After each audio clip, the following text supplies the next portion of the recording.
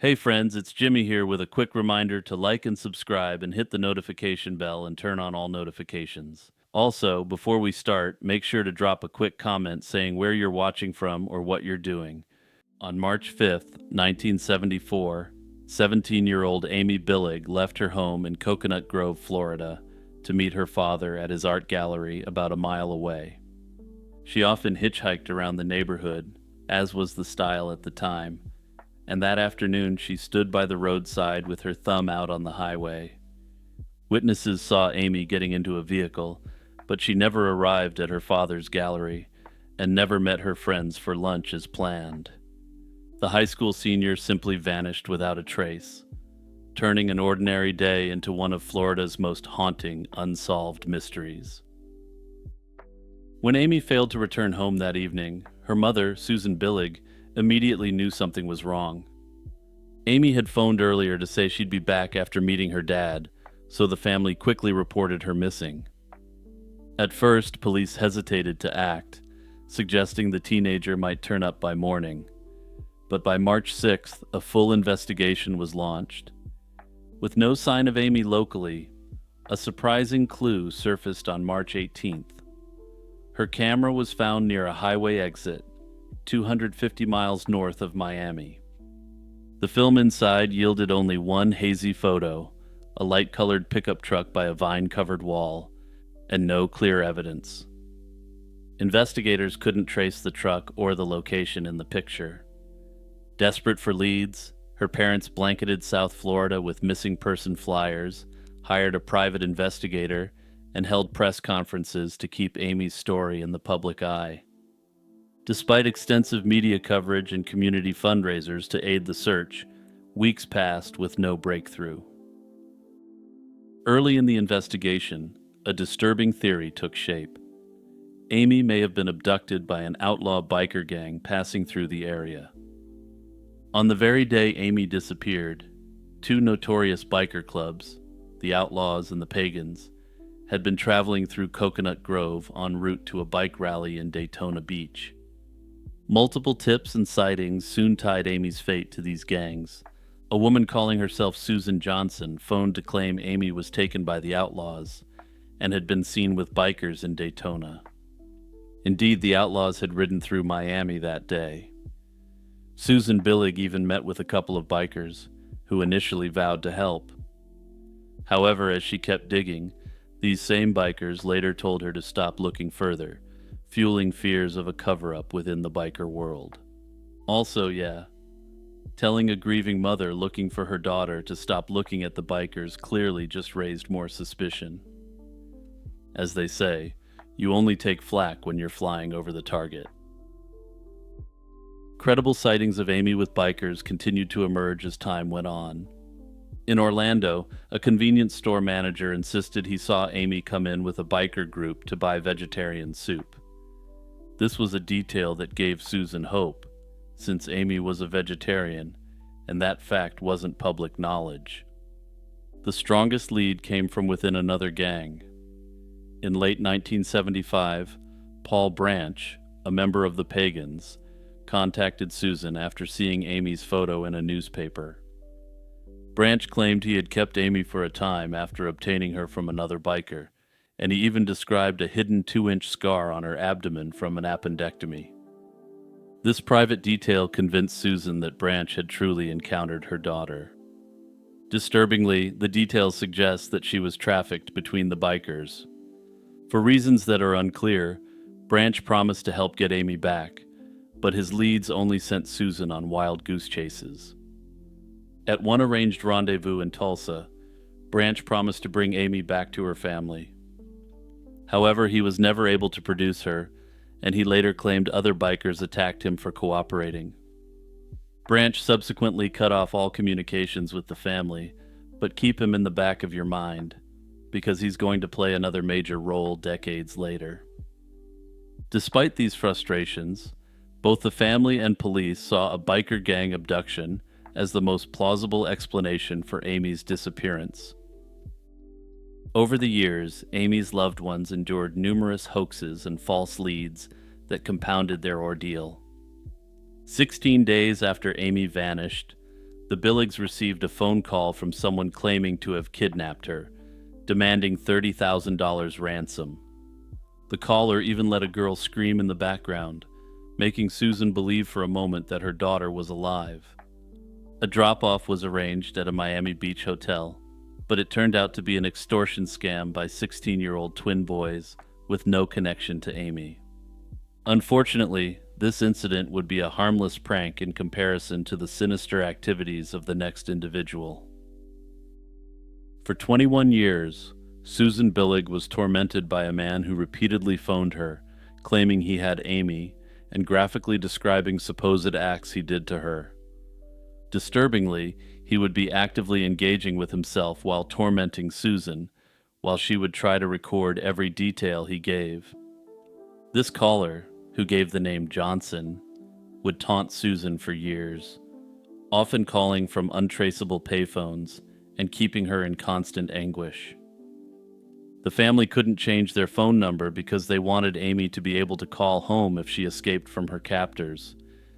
Further, just to show how psychologically manipulative this caller was, he would claim that Amy was still alive and captive. In essence, on the off chance he was telling the truth, she needed to sit through his sick games in hopes he slipped up. In 1995, the FBI finally traced one of these calls and unmasked the culprit, Henry Johnson Blair, a U.S. Customs Service agent. Blair was arrested and admitted he had derived physical pleasure from cruelly tormenting Amy's family, though he insisted he knew nothing about her actual fate. He was convicted of stalking and served 2 years in prison. Later, an eerie coincidence emerged. Amy's diary, written weeks before she vanished, mentioned a man named Hank, who'd invited her to South America. Notably, Blair went by the nickname Hank and lived in the area at the time of her disappearance. He also drove a van that was similar to one that Amy had pictures of in some undeveloped film in her room. However, no direct evidence ever linked Blair to the disappearance beyond his decades of cruel phone harassment. A major break in the case finally came 24 years later, though it brought more horror than relief. In 1998, Miami police announced they had received a confession from a dying man. Paul Branch, the Pagans biker who had reached out to Susan years before, was on his deathbed in late 1997 and allegedly confessed to his wife that Amy had been abducted. But this time the story was much different, and he said that she had been slain the very day she was taken. According to Branch's confession, members of the Pagans Motorcycle Club picked up Amy as she hitchhiked and took her to a party at their clubhouse in the Florida Everglades. There, the gang assaulted her. Branch claimed that roughly 24 bikers engaged in horrific acts against Amy. When she resisted the advances of this group, they injected her with a substance to make her docile. When she kept fighting back, they kept administering doses of this unknown substance until she ultimately perished. Afterwards, the bikers disposed of her body in an alligator-infested swamp, where Branch believes that her body was consumed by the animals. One detective on the case said Branch's wife provided numerous details that matched confidential aspects of the investigation, lending credibility to the gruesome story. However, without physical evidence or identified perpetrators to charge, the authorities couldn't confirm the allegations and close out the case definitively. This story does have some problems, however, given the number of credible and verified sightings of Amy in the weeks following the abduction. The fact that she was seen months later purchasing vegetarian food while in the company of a biker gang makes it seem that Branch may not have been telling the truth in his confession. However, that said, since the confession was filtered through his wife and Branch was no longer alive, this may explain the discrepancies. She may have simply misunderstood the timeline he was trying to convey, or he may have been unclear on the timeline himself. Personally, though, I still have to wonder about the connection with Hank. the man who called and harassed the family for 20 years. He claimed not to know who Amy was, but by the time 20 years had passed, there would have been no paper trail on his end to prove it. Amy's mention of an individual called Hank who wanted to take her away just weeks prior suggests something more to me. Further, I find it highly suspicious that this Hank from the diary never came forward to help the investigation if he wasn't involved. Still, this doesn't provide an explanation for why Amy was seen in the company of the bikers. Unfortunately for Amy's remaining family members, the authorities are no closer to cracking her case today than the day she disappeared. I personally think that nothing out of Branch can be trusted. After all, he's a confirmed liar who led on Amy's parents with promises of returning her. He was either lying about the initial story or lying about the disturbing story at the clubhouse. On a chilly day in February 1971, two hitchhikers traveling along Interstate 75 in Central Florida made a gruesome discovery beneath the Lake Panasoffkee overpass. In the shallow waters of Shady Brook Creek beneath that bridge lay the body of a young woman, badly decomposed after roughly a month in the water. A man's leather belt was still wrapped around her neck, and it appeared her body had been bundled up and dropped from the overpass into the marsh below. With no identification on the victim, authorities dubbed her Little Miss Lake Panasoffkee, after the nearby lake. For more than half a century, that nickname was all anyone knew her by, as law enforcement struggled to uncover her identity until now. Local law enforcement in Sumter County started investigating immediately, but identifying the victim proved difficult with 1971's limited forensic tools. The woman appeared to be in her late teens or early 20s, small in stature with dark hair and brown eyes. She was found wearing distinctive green clothing, plaid pants, a matching shirt, and a floral patterned shawl, along with a gold necklace, a ring, and a Baylor wristwatch. These details were carefully recorded, and police circulated descriptions nationwide, yet no missing person report matched the victim. An autopsy confirmed she had been strangled with the belt, likely weeks before her discovery. Heartbreakingly, examiners also determined that the young woman had given birth to children in the past. Somewhere, it seemed, she had family who didn't know what had become of her. Despite extensive effort, the early investigation yielded no leads. The unknown woman was laid to rest in a local cemetery as a Jane Doe, her grave marker bearing the placeholder name that the community had given her. Over the next several decades, investigators refused to let the Little Miss Lake Panasoffkee case be forgotten. In 1986, her remains were exhumed to take advantage of improved forensic techniques. Specialists re-examined her bones and teeth, confirming the victim's general profile and noting signs of prior medical care, such as dental work and a healed ankle surgery. Critically, they reaffirmed that she had given birth to at least 2 children, a clue that could have narrowed searches, yet still no identity was found.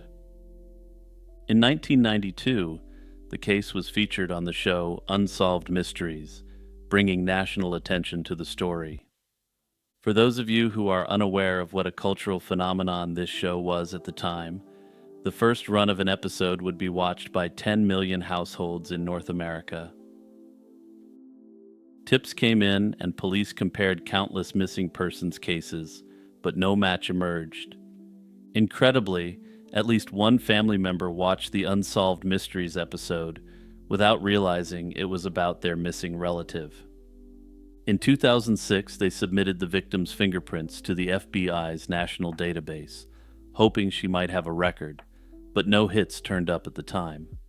By the late 2000s, the team turned to advanced DNA testing and genetic genealogy. Unfortunately, her DNA was in poor condition and produced no useful matches. One scientific analysis even suggested the victim may have spent her childhood in Greece, based on isotope clues in her remains.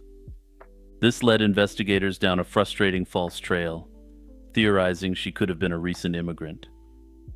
Despite all these efforts, the young woman's name remained unknown as the case approached its 55th year.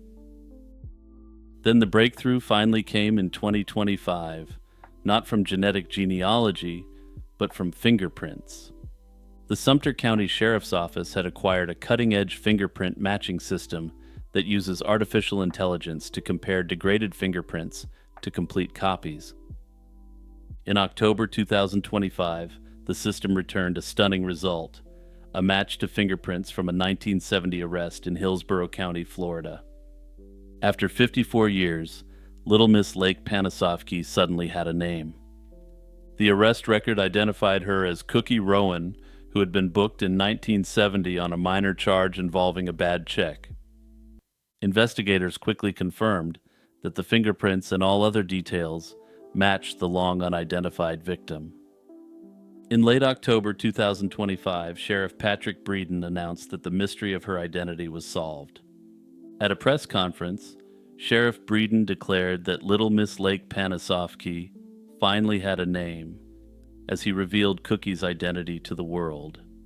It was a triumphant and emotional moment for the cold case team and the community. Cookie Rowan turned out to be a 21-year-old local woman and mother, and hadn't grown up in Greece.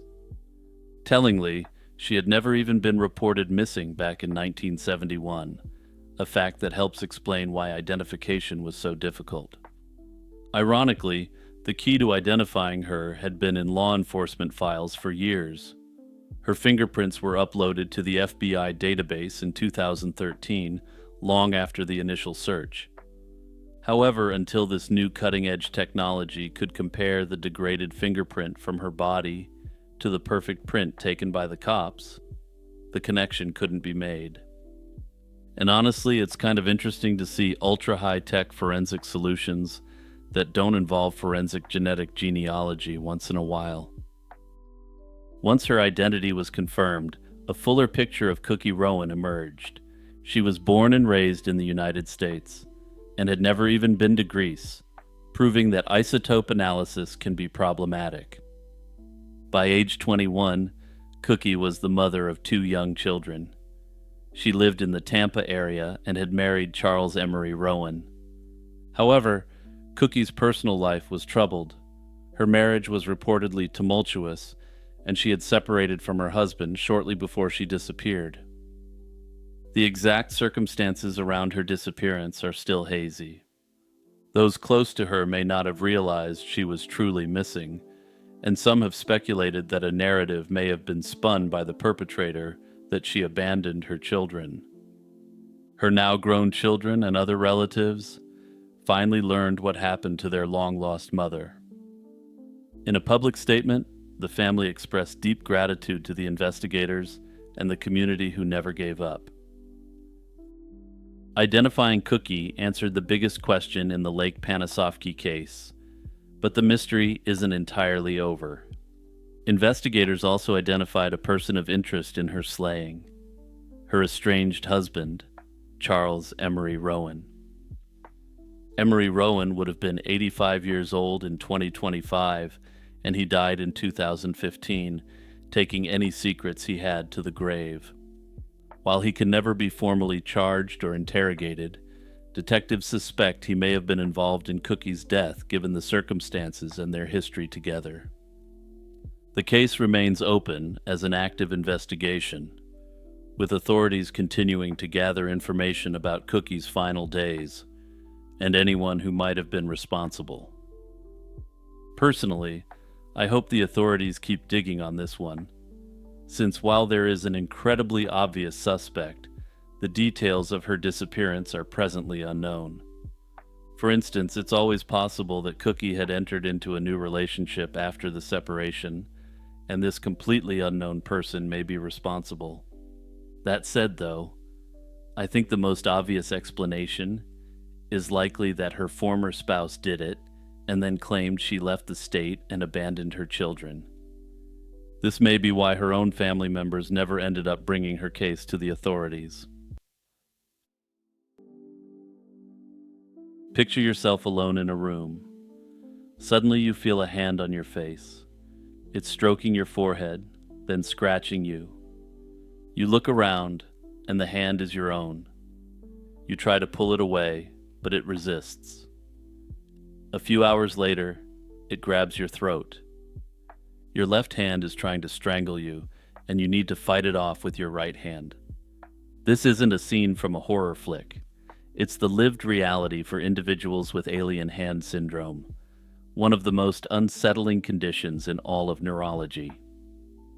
It's a rare disorder where a part of your own body ceases to be your own, becoming a terrifying autonomous agent acting with a will of its own. What defines this bizarre condition is a profound and terrifying loss of control. Alien hand syndrome is a neurological disorder in which a person's limb, usually a hand, performs complex, goal-directed actions on their own. In essence, it's like an intrusive thought, but for your limbs rather than your brain. The key features that separate it from other movement disorders are twofold. First, the movements are sophisticated and purposeful, like unbuttoning a shirt, grabbing objects, or even something more sinister. Second, the patient experiences a deep sense of psychological estrangement from the limb, feeling that it is foreign or controlled by an external force. The root cause of alien hand syndrome is always some form of brain damage that disrupts the intricate network of volitional motor control. In a healthy brain, the simple decision to move an arm activates vast, coordinated networks of neurons. In a person with the syndrome, functional brain scans show that this activation is strangely isolated, occurring in specific motor areas without the usual monitoring activity from other regions. This points to a disconnection syndrome, where critical brain regions can no longer communicate effectively, leading to a kind of conflict between intention and action.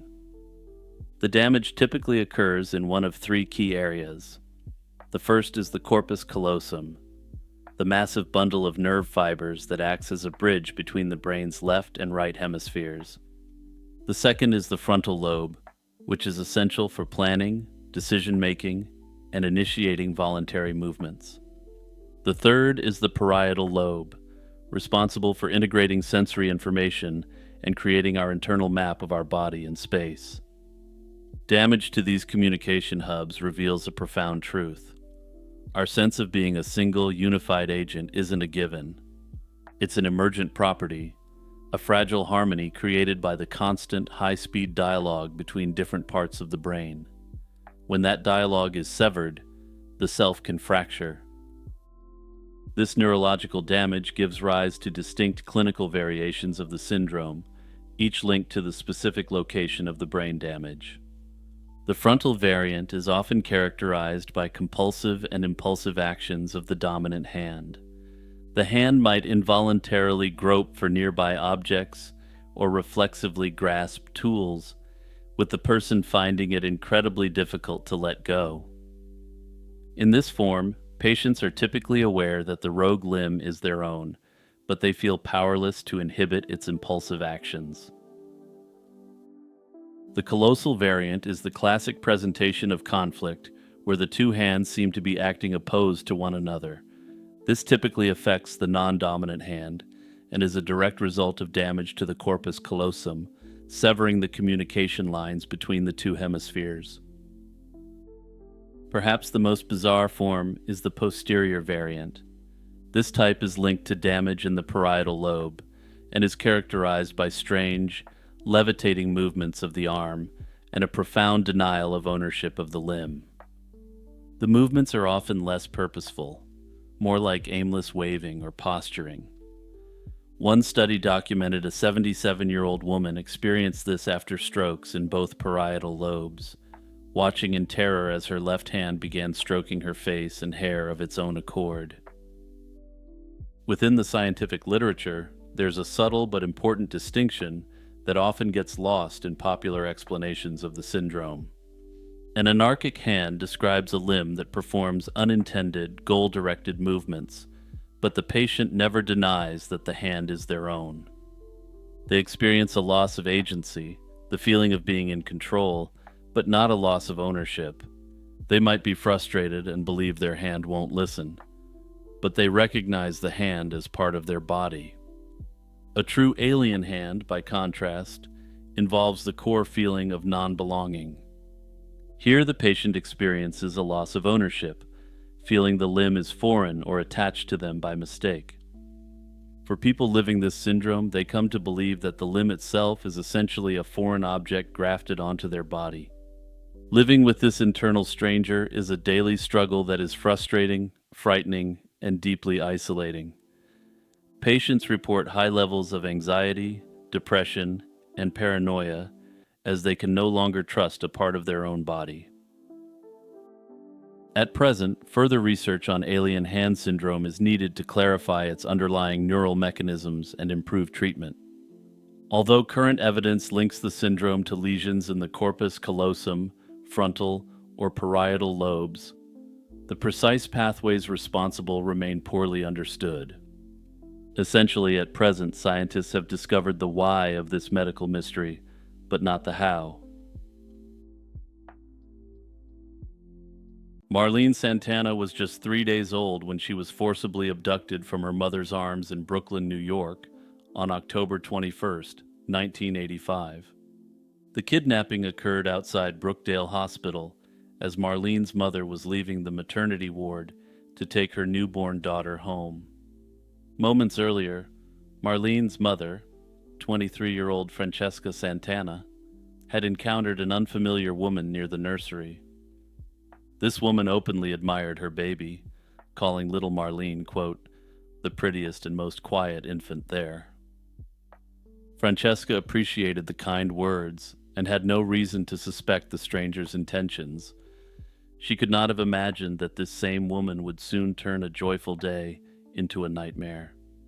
That evening around 9:30 p.m., as Francesca left the hospital accompanied by her little one and her relatives, the same woman confronted them, holding a weapon. The stranger announced she had been waiting all day and suddenly pointed the weapon at the baby's head, threatening to shoot if they did not cooperate. The terrified mother and her two companions were forced to walk about 6 blocks away from the hospital into a desolate area near a junkyard. Initially, Francesca thought it might be a robbery, but the true motive became clear when the woman demanded that Marlene be handed over. Desperate to save her child's life, Francesca complied, and after all, what choice did she have when this woman had a weapon pointed at Marlene? In a final plea, the distraught mother even gave the abductor her phone number and begged her to call. The kidnapper then jumped into a waiting car driven by an accomplice and sped away with baby Marlene. With that, the Santana family's newborn daughter had vanished into the night, never to be seen again. Shocked and heartbroken, Francesca and her relatives rushed to notify the police immediately after the abduction. Investigators quickly mobilized, and detectives were assigned to the case within hours. Francesca was able to provide details of the getaway vehicle, describing it as a white 1976 Chevy Malibu with red lettering on the door. This car was possibly an unlicensed taxi, which suggested the abductor had planned her escape in advance. At the hospital, police interviewed staff and witnesses to gather a description of the unknown woman who had interacted with the baby's mother. A sketch of the suspect was soon drawn from these accounts. And yes, this is one of those times where you're going to want to look at the screen if you just listen. I've seen a lot of police sketches before, but this woman's malevolence and cruelty is somehow perfectly captured by the forensic artist. The woman was described as being around 5'2" and appeared to be in her mid to late 20s in 1985. Witnesses noted she had light reddish blonde hair, but that it was possibly dyed or a wig. According to witnesses, she was identified as likely being a Hispanic female, which some speculate may be why she targeted Marlene Santana, but I'll come back to that. From the beginning, law enforcement suspected that the kidnapper's motive was deeply personal rather than financial. There was no ransom demand or contact from the abductor despite the mother's plea to call her. Some investigators theorized that the culprit was not a professional criminal, but rather an emotionally unstable woman who was unable to have a child of her own. This profile fit a pattern seen in some infant abductions. A woman who has suffered a miscarriage or stillbirth, and in desperation, abducts a baby to raise as her own.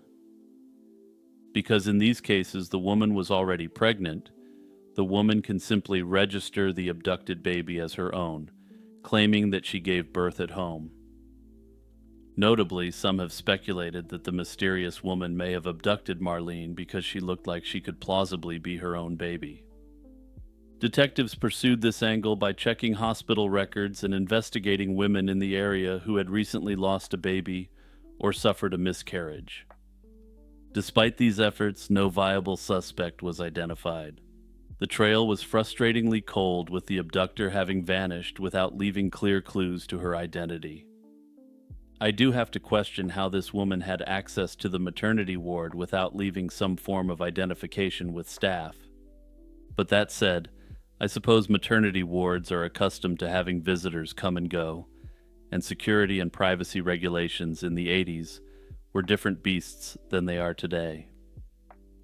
In a strange coincidence, another infant was kidnapped in New York City just one day before Marlene's abduction. On October 20th, 1985, a 2-month-old boy named Christopher Morgan was snatched from a Manhattan hospital by a woman impersonating a nurse. That case, however, saw a swift resolution. The baby boy was found safe a few days later at the home of his abductor. She had tried to pass him off as her own child after experiencing a stillbirth. Police soon arrested that woman and determined that her crime was unrelated to Marlene's disappearance. In the days and weeks following Marlene's abduction, the case received significant media attention in the New York area. Francesca made heart-wrenching public pleas for her daughter's return. Despite widespread news coverage and the dissemination of the suspect's sketch, detectives reported no major leads in Marlene's case. The lack of progress was understandably agonizing for the family. As months turned into years with no answers, the Santanas were left to grapple with fear and grief. Marlene's father, Thomas, had been in the Dominican Republic at the time of the birth, and after the incident, he and Francesca decided it was too painful to remain in the United States. They returned home to raise their other children, all while keeping hope alive that Marlene might one day be found. The family went on to have 2 more children back in the Dominican Republic. While some have suggested the family leaving the United States is potentially suspicious, the authorities have ruled out the family as being involved in the crime. Further, all members of the family were always fully cooperative and open with the police and the investigation. On the investigative front, Marlene's case has remained open and periodically received renewed attention.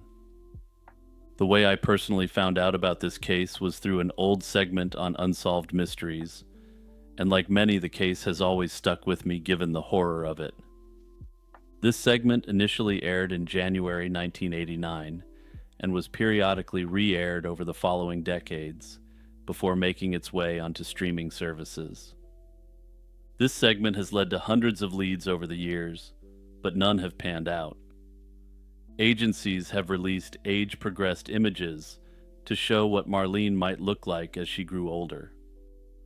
Law enforcement also publicized a distinctive detail that could help identify Marlene. She was born with a slight foot deformity, causing her feet to curve inward in a C shape. If Marlene is alive, this congenital trait might still be observable and serve as a clue to her identity. Today, Marlene would be nearly 40 years old, and her case remains unsolved. Thankfully, her information is maintained in missing persons databases, including DNA profiles from her biological family, in hopes of a future match. In the absence of a resolution, several theories have been explored regarding what happened to baby Marlene. The prevailing theory among law enforcement is that the abductor was a woman desperate for a child to call her own. And since I've already gone over that theory, there's no need to rehash it. Another theory considered both by authorities and the public is that Marlene might have been abducted for an illegal adoption or baby selling scheme. In the mid-1980s, there were fears of underground networks that would obtain infants and sell them to adoptive parents willing to pay. It's conceivable that the woman who took Marlene was acting as a broker or agent for such a black market adoption. Under this scenario, Marlene could have been handed off to another individual or family shortly after the abduction and raised far from New York. Some have speculated she might even have been taken out of the country as an infant, making her much harder to trace. However, investigators generally doubt that this was a professionally planned crime. The abductor's brazen approach, grabbing a baby in person with a weapon, and her emotional interaction with the mother suggest a crime of opportunity fueled by personal emotion. Notably, while trafficking operations do exist, no evidence of a wider adoption ring was ever uncovered in connection with Marlene's disappearance. On occasion, women of roughly Marlene's age have come forward, wondering if they might be the missing child, especially if they grew up without birth records or with uncertain family histories. Authorities have investigated a few such cases, including conducting DNA tests to check for a match to Marlene's family, but so far none have confirmed her identity. The authorities continue to work under the belief that Marlene is alive, or at least that she wasn't slain by her abductor. While it is possible that Marlene did not survive long after the abduction, there is no direct evidence of harm, and the consensus of investigators is that the kidnapper wanted the baby alive. So I feel like I've said this many times before, but this is a case that will likely be solved through the popularization of DNA testing services. If Marlene did survive, I imagine that one day she may hand her DNA over to find out all the details on her background and find out she has a bunch of familial connections that make no sense. Marlene's immediate family still lives in the Dominican Republic, but I hope they've entered their DNA into all the big testing services so they can match if this ever occurs. In December 1987, a respected Chicago professor vanished without a trace, leaving behind a scene of eerie clues that baffled investigators. Charles Southern Jr., a 39-year-old English professor who had become deeply involved in a cult, was supposed to depart for a 2-week trip, but he never even made his flight. Weeks later, when his concerned parents entered his home, they found a disturbing scene. His winter coat and hat were folded inside out on an African ceremonial stool, an act which was considered a symbol of departure. Further, there was a vial of curare poison hidden in a drawer and 2 cryptic notes hinting at dark influences and final wishes. Charles himself was nowhere to be found. Charles Southern wasn't only a college professor, but also a seeker of higher spiritual meaning. He was a well-respected educator, yet he yearned for enlightenment beyond the classroom. His search for quote-unquote truth had already taken him to far-off places like India and Africa, and joining a New Age movement led by a self-proclaimed guru. In the mid-1980s, he became involved with something called Conscious Development of Body, Mind, and Soul, a spiritual group founded by Terry Hoffman. Immersed in this Dallas-based cult's teachings, Charles quickly rose to prominence. He even led meditation classes and study sessions for fellow members. Hoffman preached that invisible entities called Black Lords were constantly attacking her and her followers on a spiritual plane, and she implored her inner circle to help fight these evil forces. Living in perpetual fear of dark entities took a serious toll on the group's adherents and made them very pliable to the cult's leadership. By 1987, Charles began showing signs of extreme stress. He suffered a breakdown that summer and was found wandering the streets of Chicago incoherently, as if in a trance. Alarmed, his family admitted him to a hospital for a short psychiatric evaluation. Even during this recovery period, two conscious development members kept visiting him, an indication of how entangled he was with the group's influence. After his release, Charles continued to participate in Hoffman's meetings. However, friends observed that he had become disillusioned and was distancing himself from the cult's more intense activities. During the winter of 1987, Charles made plans to spend the Christmas holiday on a personal pilgrimage to India, a trip he hoped would be spiritually rejuvenating. In the days before his scheduled departure, his mother felt uneasy about him. She offered to come to Chicago to check on him, but Charles politely insisted he was all right. He admitted he wasn't feeling his best, yet assured her everything was under control and that he'd be leaving in just a few days. That phone call was the last contact anyone had with Charles. When he failed to return as expected and no one could reach him, his parents grew deeply concerned. Early in January 1988, his father drove from Cincinnati to Chicago to find out why Charles had gone silent. At Charles's home on West Rosemont Avenue, repeated knocks went unanswered.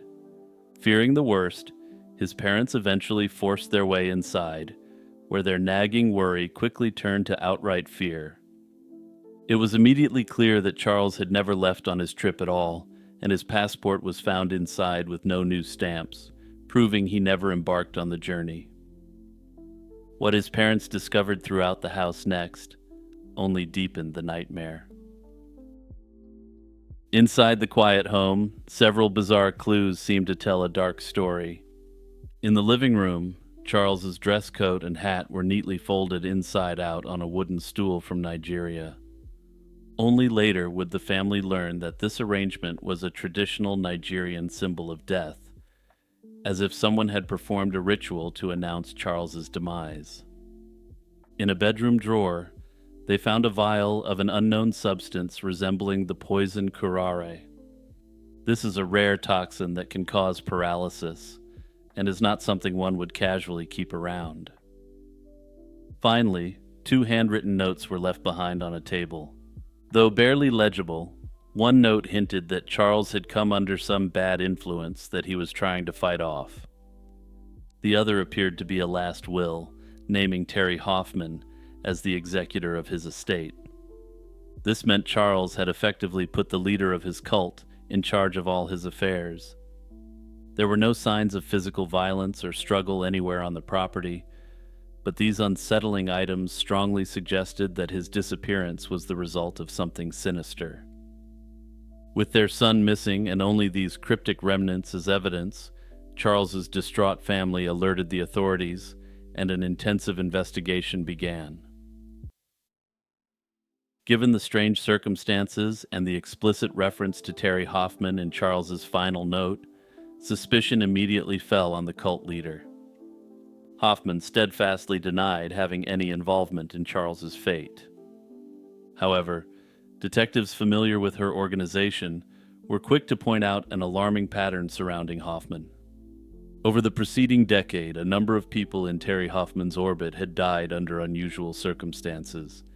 These cases included two of Hoffman's own husbands, her only son, and at least 6 of her followers.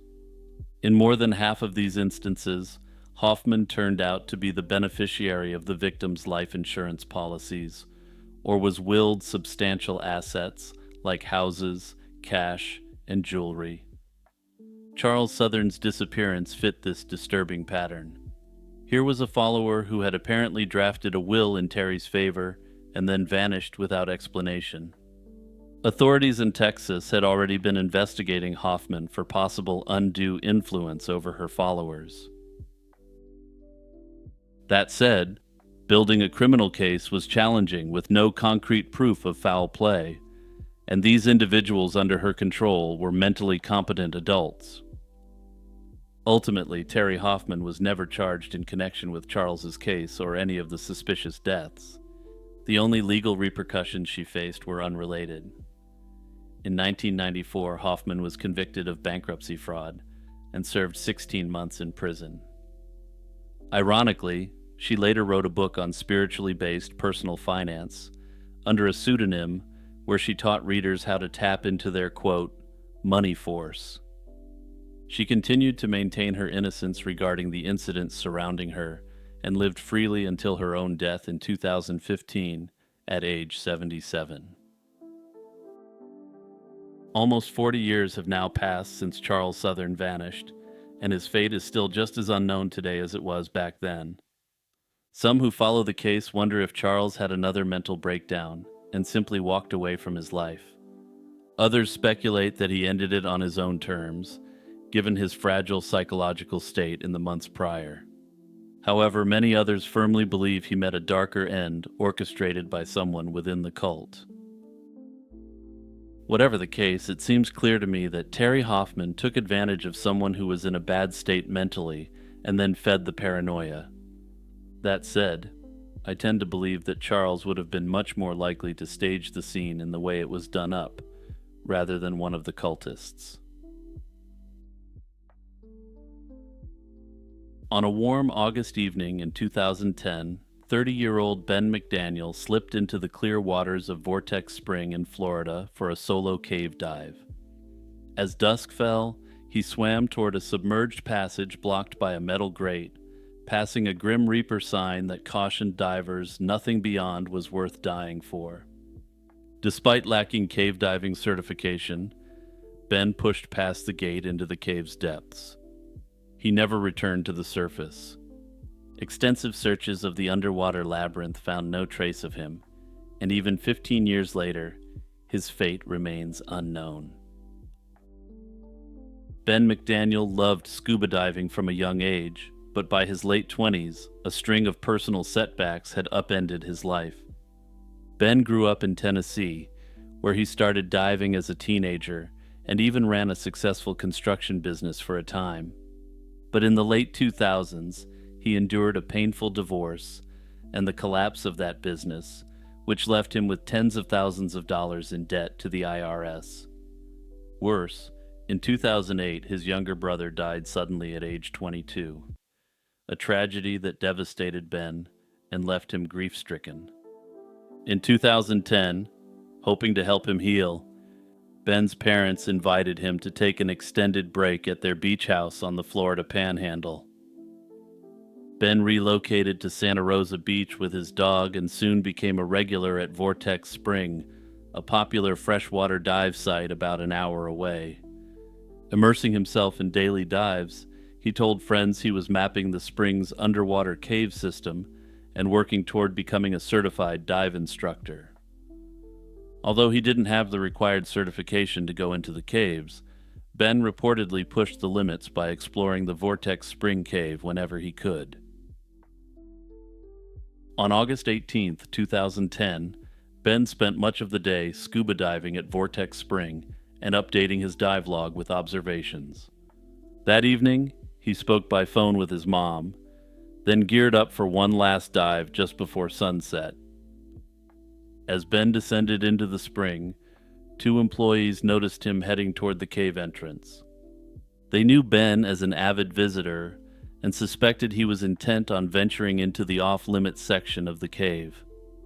In fact, one of the employees later admitted he thought Ben had been trying to bypass the locked gate inside the cave, so he used his own key to unlock it for Ben. With the gate open, Ben swam into the winding tunnels beyond the warning signs, undeterred by the danger. When Ben failed to resurface later that night, no one on shore immediately realized something was wrong. Vortex Spring is a busy spot, and his pickup truck remained parked unnoticed for 2 days, with no one apparently noticing it. On August 20th, employees finally grew alarmed that Ben's truck hadn't moved and called the Holmes County Sheriff's Office. Deputies arrived and treated the area as a potential accident scene, even roping it off with police tape while rescue divers were called in. Ben's wallet, cell phone, and detailed dive logs were found in his truck, along with a hand-drawn map of the cave system he'd been exploring. An intensive search and recovery effort began. Veteran cave divers from across the region converged on Vortex Spring, fully aware of its reputation. Notably, over a dozen divers had lost their lives in this cave in prior years. The cave's layout is complex and perilous. The entrance is 50 feet underwater, and beyond the unlocked gate, the passages narrow to squeezes as small as 10 inches high. Despite those challenges, teams of experts methodically scoured all accessible areas. Early in the search, they found two of Ben's decompression tanks just inside the cave entrance. He had left them there for his return trip, a normal practice, but oddly, the tanks were filled only with regular air instead of a specialized gas mix. Apart from those tanks, divers discovered nothing else that belonged to Ben. They pushed into every crevice they could reach, but came up empty. No body, no additional gear, not even a scrape mark on the cave walls or any disturbed silt. Searchers also pointed out that at 6 feet 1 inch tall and around 210 pounds, Ben's build would have made it nearly impossible for him to navigate portions of the cave. The McDaniel family even funded advanced search measures. A remotely operated submarine was sent into passages too narrow for humans, and the water was tested for any evidence of human decomposition. Interestingly, all these signs came up negative, suggesting the possibility that Ben hadn't perished in the cave at all. As months and years passed with no answers, several theories emerged to explain Ben McDaniel's fate. His parents put up a large financial reward for anyone who was able to recover his body, but unfortunately this led to another tragedy. A diver who had come from Mississippi to claim the bounty perished while he was searching for Ben's remains. This led to Ben's parents to withdraw the reward money and urge that no further attempts be undertaken. Ben's parents and many divers believe he drowned in an unmapped, unreachable section of the cave, effectively hiding his remains. Some even suggest his body could be slowly entombed by sand and silt, further concealing Ben's body, though this doesn't explain why no evidence of decomposition was found. Others speculate that he staged his own disappearance to escape financial, marital, and personal troubles, or may have fallen victim to foul play. By 2013, with no breakthroughs, Florida issued a death certificate declaring Ben McDaniel legally dead. It's 1939 in Provincetown, Massachusetts. Winter has come early to the far tip of Cape Cod, and the town is on edge. The Great Depression still has its grip, and locals whisper about German U-boats off the coast ready to follow and strike British and French vessels. But the 4,500 year-round residents aren't afraid of the conflict yet. It's 1939, and America's still neutral.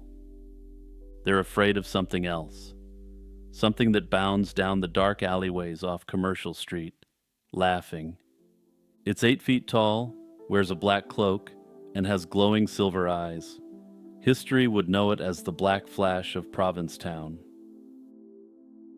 Provincetown's isolation at the tip of Cape Cod created a unique social environment. Once the summer crowds left, the remaining residents were left with little to do for the winter. This was a condition that the local Provincetown Advocate newspaper openly dubbed cabin fever, a period known for breeding wild yarns and spooky folk tales. The Black Flash was one of these yarns, but it was an old one. The Panic of 1939 wasn't its debut. According to a Boston Globe report, stories of the Flash had circulated in the fall for the past 8 years. One old sea captain even claimed it appeared every 4th year. However, there was one problem. The only people who saw this figure were kids, which led to the belief that they were just making it up. When the adults finally did start to see the Black Flash, the descriptions from witnesses painted a frightening image. The creature was consistently described as inhumanly tall, ranging from 7 to nearly 8 feet. It was gaunt, fast, and always wearing a long, hooded black cape. The face, however, was a point of contradiction. Some reports mentioned a metal mask, while others described it with glowing eyes and cat-like ears. Its abilities were what made it supernatural. It earned its name, the Flash, from its ability to appear out of nowhere. Its defining characteristic, however, was its impossible leap, clearing tall fences in a single bound. As the hysteria grew, so did the entity's boldness, and it was accused of directly assaulting people and shooting blue flames from its mouth. Notably, if this creature sounds familiar to you, it's probably because you've heard of the famous 19th century British legend, Spring-Heeled Jack. While the Flash's appearance is slightly different, the activity it engaged in is largely the same. The confirmed Black Flash sighting suddenly stopped appearing in November 1939, just as quickly as it appeared. Around the same time, the police chief released a statement saying that the Black Flash is gone, and that he knew who the perpetrators were. He stated that they wouldn't do it again, but he avoided mentioning their names, since he didn't want to embarrass them for their activities. Privately, he later revealed that he believed it was a group of teenagers playing a trick, with the Black Flash entity being two of these troublemakers. One would sit on the other's shoulders, while the others would terrorize the victims of the prank with bizarre noises or flashes. Notably, the oral history of the tale continued into the 1940s, with some reports claiming the phantom lingered until 1945. Whether this was an extension of the mass hysteria, or whether other pranksters took up the mantle of the Black Flash, remains unknown. Today, the Black Flash is a local celebrity and a staple of Provincetown's haunted tourism industry, featured prominently on ghost tours. The legend has completed its full cycle. It began as a cabin fever story and escalated into a genuine social phenomenon that served as a pressure valve for a town's anxieties. It was then rationalized as a prank by local teenagers before being resurrected as a bone-chilling commercial asset. Hey everyone, it's Jimmy here, just giving you another gentle reminder to hit the notification bell and turn on all those notifications. Also, if you're feeling generous and you've got the means to comfortably do it, consider dropping a one-time tip or supporting through the YouTube membership or Patreon. The question of when the ancient Greeks started worshiping the 12 Olympians seems simple, but the answer is a fascinating, multi-layered story that unfolds over 1,000 years. It reveals that while the gods themselves are ancient, their famous Club of 12 is a surprisingly late invention. The historical consensus, pieced together from archaeology, linguistics, and literature, presents us with two distinct timelines. The first tracks the worship of individual gods who would later be called Olympians, and it takes us deep into the Bronze Age. The second, much shorter timeline marks the moment these deities were first venerated together as a specific, canonical group of 12. Our journey begins around 1400 BC with the Mycenaeans, the first Greek-speaking civilization. For decades, our knowledge of them was limited to their mighty citadels and Homer's epic tales. But the decipherment of their script, Linear B, in the 1950s was a revelation. On these tablets, among inventories of chariots and personnel, were the names of gods receiving offerings. These tablets contain precursor gods to Zeus, Hera, Athena, Hermes, Ares, and Dionysus, the latter of whom was once thought to be a late import to Greece. This is proof that worship of these individual deities was a serious, state-sponsored enterprise centuries before they were ever imagined residing together on Mount Olympus. What's more, this early pantheon wasn't a mirror image of its later classical form. The divine hierarchy was different. At one location, Zeus wasn't the chief god, but Poseidon. And he wasn't just the lord of the sea, he was a far more primal entity. Poseidon was known as the Earthshaker, and it's believed that ancient Greeks also thought he was responsible for earthquakes. This tells us that the relationships between the gods were fluid, their prominence varying by time and place. Zeus's undisputed reign wasn't a given. It was a position he would have to win in the religious imagination of the Greeks over the following centuries. This religious system was itself a hybrid, born from the encounter between the incoming Indo-European Greeks and the pre-existing Minoan civilization on Crete. When the Mycenaean palaces collapsed around 1100 BC, this centralized, bureaucratic world vanished, plunging Greece into a dark age. The art of writing was lost, but the gods were not. Their cult survived, albeit in a more localized and fragmented form. This period of transformation was crucial, for it was out of this cultural reset that the foundations for a unified or Pan-Hellenic Greek identity were laid. Two forces were instrumental in this process. The first was literary. Around the 8th century BC, the poets Homer and Hesiod emerged. They didn't invent the gods, but they organized them. Hesiod's Theogony provided a definitive family tree, narrating the gods' origins and their war against the Titans. This gave the ultimate triumph that established Zeus as the undisputed king of the gods. Homer's Iliad and Odyssey gave the gods the distinct, flawed, and all too human personalities we recognize today. These epics, recited at festivals across the Greek-speaking world, created a shared mythology, a common religious language that transcended local differences. The second force was the rise of great Pan-Hellenic sanctuaries.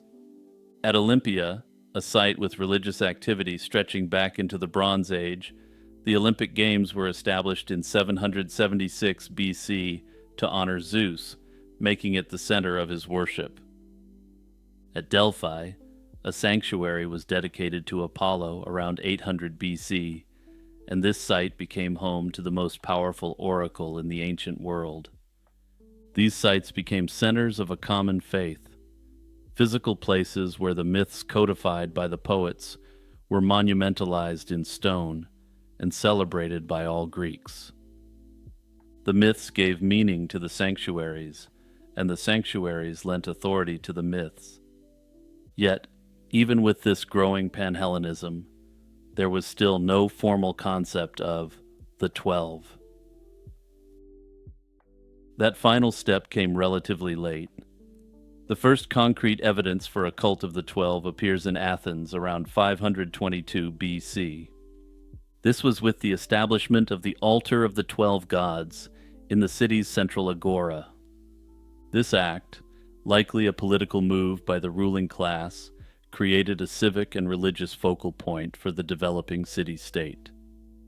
The number 12 itself was deeply symbolic, echoing cosmic order, the months of the year, the signs of the zodiac, and suggesting a complete and balanced pantheon.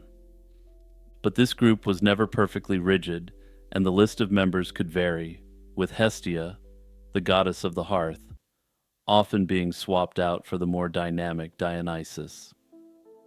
For reasons that should resonate with modern audiences, Dionysus was a fan favorite amongst the gods even back then. The answer to when the Greeks started to worship the 12 is a tale of two beginnings. They began worshiping the individual gods we call Olympians in the Bronze Age, with clear evidence by 1400 BC. But they only began worshiping them as a formal collective group known as the 12, nearly 1,000 years later, in the late 6th century BC. Still, this is simply as far as the evidence takes us at present, and it's possible that in the future, we will find further evidence to indicate the worship of the 12 Olympians is even older. It was a scene that could have been pulled from a heist thriller. On the evening of May 25, 2003, as dusk settled over Quatro de Fevereiro International Airport in Luanda, Angola, a large Boeing 727 airliner unexpectedly began lumbering down the runway.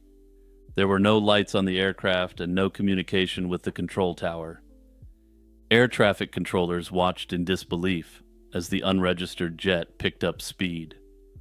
Without clearance, it roared into the air and banked toward the southwest, vanishing into the twilight over the Atlantic Ocean.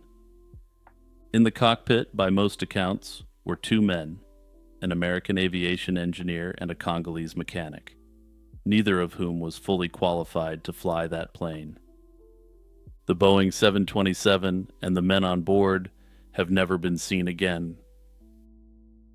The aircraft at the center of this mystery was a Boeing 727-223 model, a three-engine jetliner built in 1975. For 25 years, it flew passengers across the United States as part of the American Airlines fleet.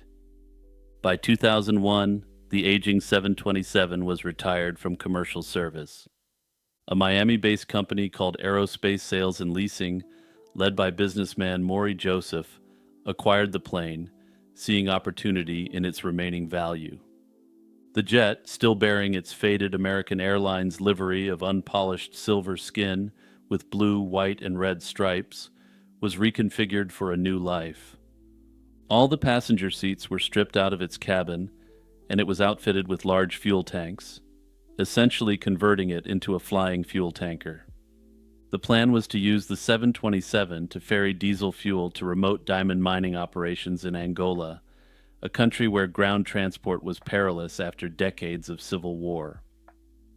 In early 2002, the Boeing 727, now identified by its tail number N844AA, was flown from the United States to Africa. A South African entrepreneur named Keith Irwin had leased the aircraft from Joseph's company for the fuel delivery venture. He assembled a crew and installed 10 collapsible fuel tanks inside the plane's fuselage. The jet departed Miami at the end of February 2002 and arrived in Luanda, Angola in mid-March after delays. However, upon arrival, the business deal began to unravel. The Angolan client failed to pay the promised funds, leaving the crew stranded and the aircraft stuck on the airport tarmac. Over the next weeks, tensions grew, and the foreign flight crew faced harsh living conditions and even feared for their safety amid the turbulent environment. Disputes escalated to the point where some crew members quietly plotted to fly the 727 out of Angola on their own to escape the situation. Only intervention by the U.S. Embassy resolved the standoff, allowing the crew to recover their passports and leave the country. One by one, the disheartened pilots and engineers returned home, and by mid-2002, the hastily conceived fuel hauling operation had collapsed.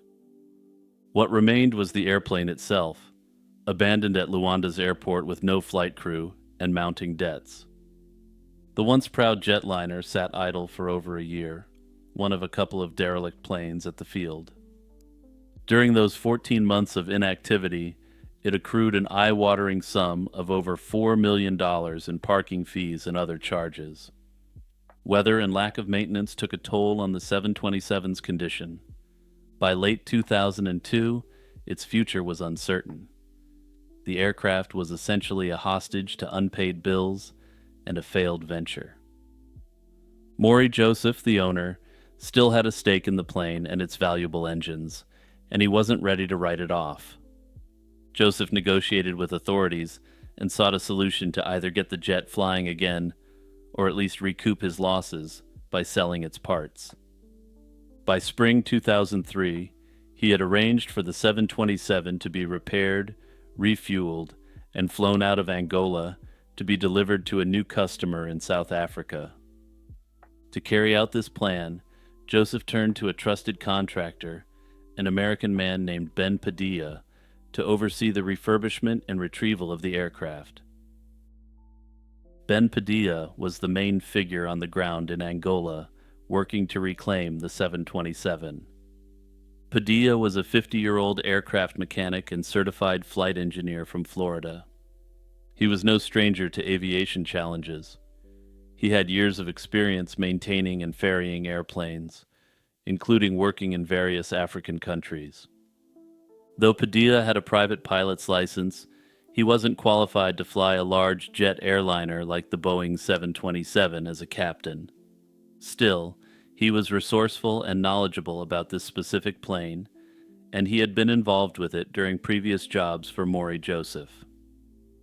In April 2003, Padilla arrived in Luanda as Joseph's agent. His mission was to pay off the outstanding fees, hire local technicians, and restore the long-neglected 727 to airworthiness. By all accounts, Padilla threw himself into the task. He coordinated with an Angolan maintenance firm and even arranged to hire a crew from a local airline, including a qualified pilot and co-pilot, to fly the jet out once it was ready. Padilla's family later described him as a man who would not have casually risked flying that big jet alone. Simply put, they didn't believe he was a big risk taker. They believe he must have been swept up in events beyond his control. Alongside Padilla was John Michael Mutantu, a mechanic from the Republic of the Congo. Mutantu had been hired recently to assist Padilla with the repairs. Little is publicly known about Mutantu's background. He was essentially a contract worker brought in for his technical skills. What is known, though, is that he wasn't a pilot at all, but a mechanic helping to get the Boeing ready for its ferry flight. Mutantu and Padilla worked together in those final weeks of May 2003, replacing parts, testing systems, and fueling the jet for its much-anticipated departure. These two men would ultimately become the central characters in the plane's disappearance, as they were the ones last seen aboard the aircraft before it vanished. Neither Padilla nor Mutantu has been heard from since the day of the disappearance. Another key player in this saga is Maury Joseph, the owner of the aircraft. Joseph was not on site in Angola at the time of the disappearance, but he had orchestrated the effort to recover the plane. A businessman based in Miami, Joseph had what some have alleged to be a slightly checkered history in the aviation leasing world. However, other sources indicate that none of his business practices were out of the ordinary for high-risk airplane leasing. He wasn't in Angola at the time of the disappearance. Instead, he was awaiting the jet's delivery to a buyer in South Africa. On the day the plane went missing, Joseph was in Johannesburg, expecting to greet his crew and client. Little did he know what would happen next. By late May 2003, the Boeing 727 was finally in taxiing condition after extensive repairs. Padilla had settled many of the airport fines using funds from the owner, and the plan was to fly the aircraft out within days. On the afternoon of Sunday, May 25th, Padilla made arrangements for a final test. He intended to taxi the 727 to the main runway and perform a high-power engine run-up, a common procedure to check the systems under load. That evening, as the golden light of sunset tinged the airport, the 727 indeed began to move. But what happened next was anything but a routine test. Shortly before 5 p.m. local time, to the surprise of ground staff, the Boeing 727 suddenly powered up and started rolling toward the runway. Ben Padilla and John Mutantu had been seen boarding the aircraft moments before. No other qualified pilot was with them, and crucially, the two had no clearance to take off. An airport employee later reported seeing only one person in the cockpit, but others were certain both men had climbed aboard. The control tower tried frantically to hail the 727 on the radio, but there was only silence. The big jetliner swung erratically into position on the runway. Its landing lights were switched off, and its transponder, the device that identifies an aircraft on radar, was not transmitting. Essentially, the aircraft had gone both dark and rogue on the airfield. Ground personnel could only watch as the 727 barreled down the runway. Gaining speed, it lifted off into the evening sky without permission.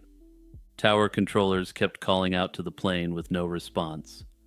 The jet turned southwest, heading out over the Atlantic Ocean, and within minutes it disappeared from Luanda's radar. Just like that, the massive plane was gone. It carried with it the two men, and also an enormous quantity of fuel. The aircraft's tanks had been topped up with 14,000 gallons of fuel, enough for roughly 1,500 miles of flight. This fuel would allow it to reach many destinations across Africa. As darkness fell, no one knew whether the aircraft was flying steadily toward some clandestine landing spot or if it was in trouble and about to crash into the sea. The airport authorities in Luanda were in disbelief and alarm. They had a missing airliner on their hands, one that had essentially been stolen in plain sight. Immediate attempts to locate or contact the aircraft were fruitless. In neighboring countries, air traffic monitors were asked if they had any unidentified blips on their radar screens, but none did. The 727 seemed to have vanished into thin air. Back in Johannesburg, owner Maury Joseph was expecting the plane's arrival the next day. Instead, he got the call that every owner of a commercial airliner dreads. His plane was stolen from the runway. And honestly, I wrote that line without thinking about how absurd it sounds. And yes, I decided it was too good and silly not to keep it in. An Angolan aviation official demanded to know why Joseph's plane had left with an unauthorized crew and under such weird circumstances. Joseph quickly called the U.S. Embassy and his contacts to report that his airplane had been stolen. And it's important to remember that this happened very soon after the events of 2001, so the world immediately went on highest alert.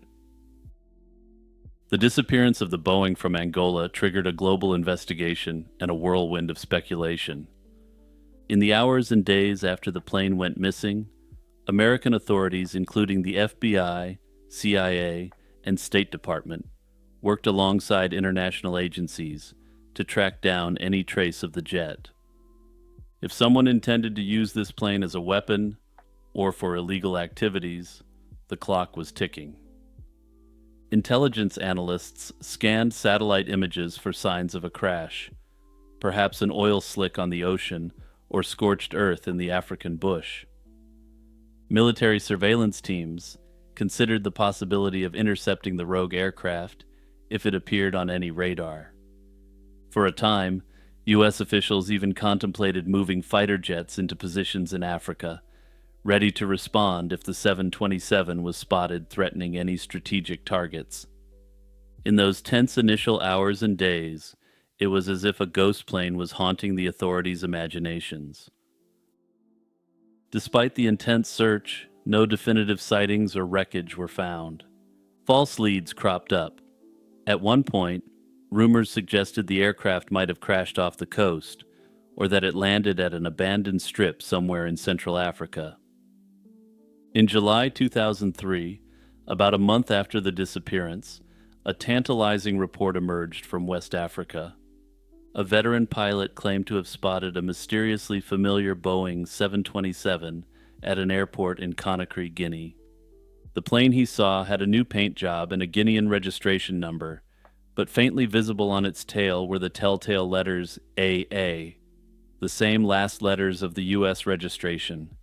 This eyewitness was convinced it was the missing Angola 727, potentially being used to covertly haul cargo. The report caused a stir, but when U.S. officials investigated further, they concluded it was a case of mistaken identity, or perhaps even a hoax. The Guinean plane, they said, wasn't the stolen jet after all, and hope of an easy answer evaporated. With an enduring mystery and no hard facts, various theories have taken root over the years. One of the simplest explanations is a tragic accident. The Boeing 727 was a complex aircraft requiring 3 trained crew members to fly safely. On that evening, it likely had just Ben Padilla at the controls, a man who, while experienced with aircraft, was not certified to fly a 727. John Mutantu, the mechanic, would have been of little to no help in the cockpit given his skill set. It's entirely possible that once airborne, the makeshift crew found the jetliner too much plane to handle. A mispiloted turn, an instrument mix-up, or an in-flight emergency could have led the plane to crash into the Atlantic Ocean, not long after takeoff, before anyone could even report a sighting. If the 727 plunged into deep tropical waters, heavy with fuel, it might have sunk almost intact, leaving little to no debris for searchers to find. Padilla's own family leans toward this theory. They fear that he died in a crash after getting the plane off the ground, perhaps heroically trying to save it from disaster until the last moment. Another possibility is that the plane did not crash at all, but was stolen for clandestine purposes. Could Ben or John themselves have been in on such a heist, or were they overpowered by others? Some have speculated that a third person might have snuck on board the 727, or that Padilla and Mutantu were forced to fly the aircraft to a secret location. The plane had enough fuel to fly about 4 to 5 hours, putting a vast radius of remote Africa within reach. Conceivably, the jet could have headed inland and landed on an isolated airstrip in a country like the Democratic Republic of Congo or elsewhere, far from prying eyes. A 727 alongside someone who could fly it, and a mechanic, could be extremely useful to a warlord or a criminal cartel.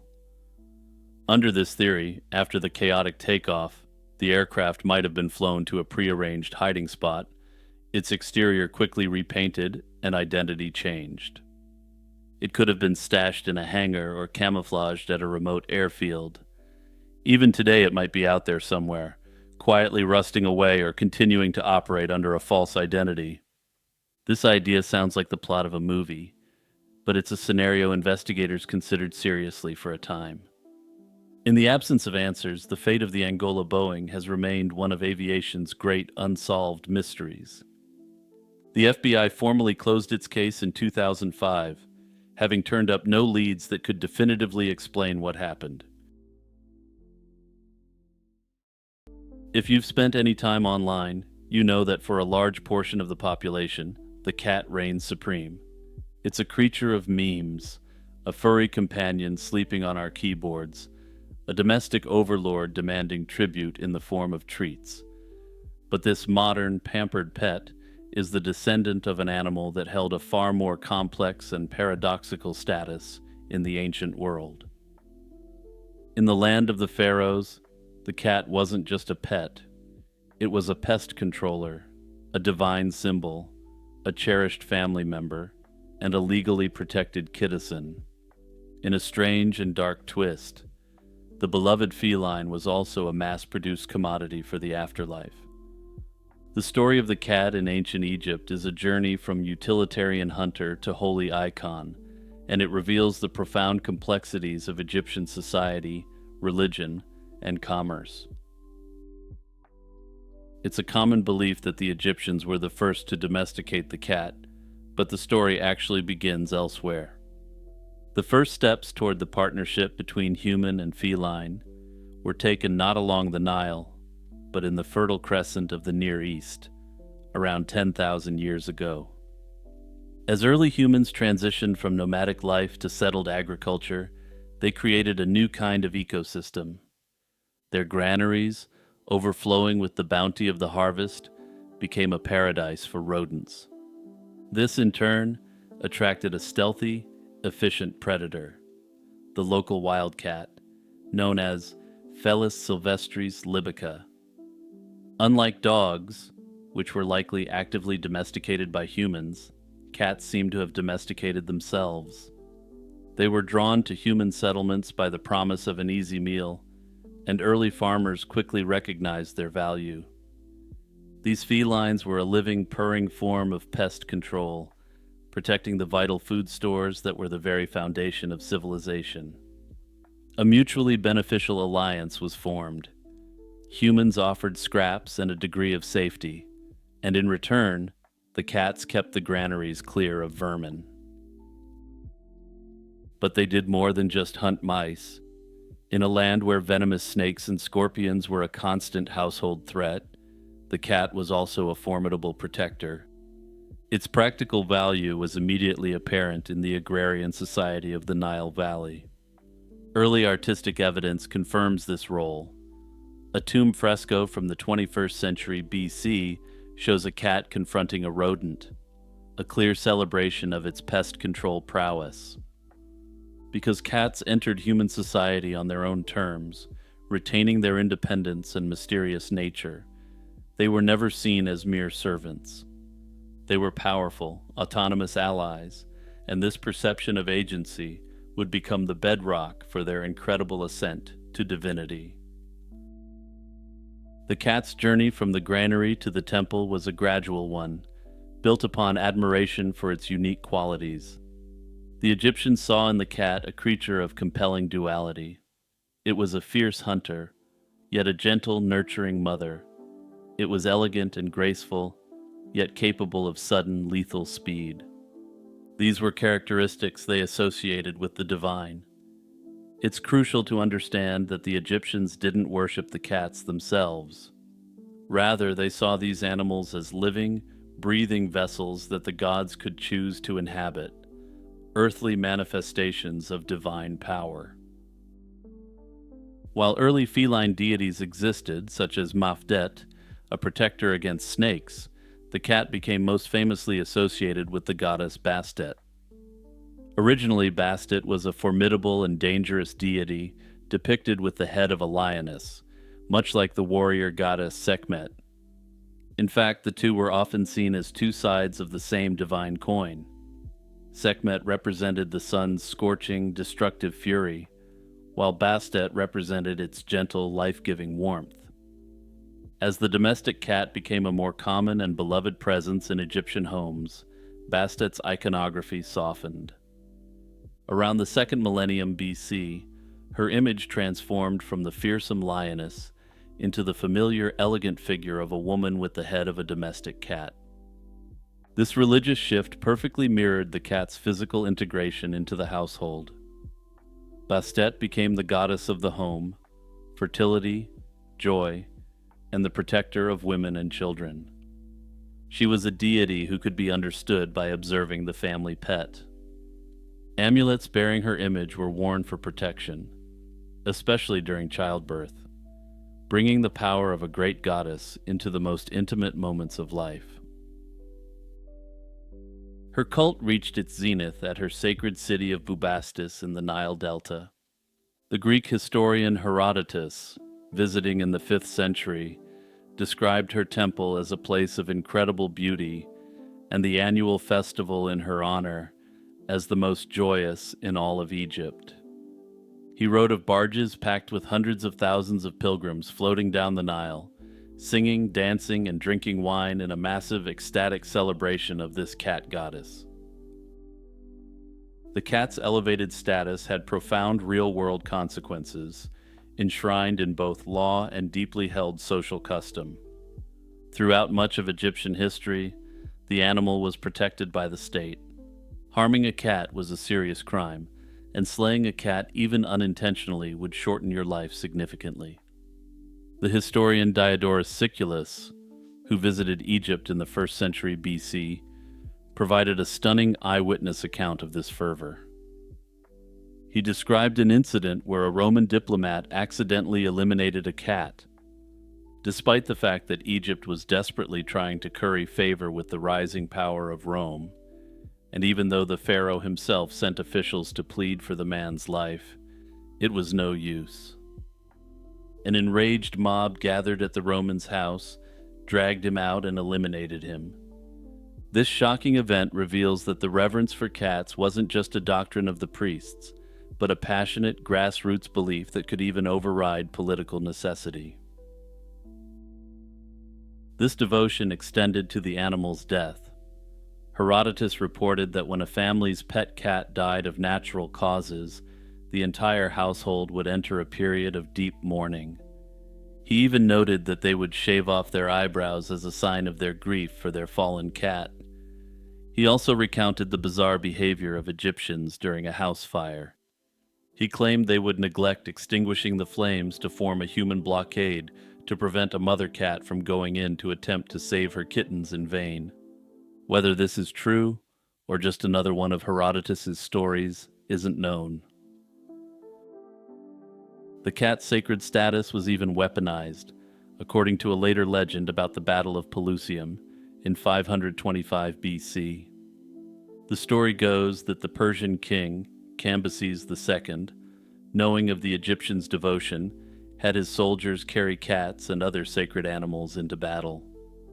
The Egyptian soldiers, horrified at the thought of harming the creatures, supposedly surrendered, choosing defeat over sacrilege.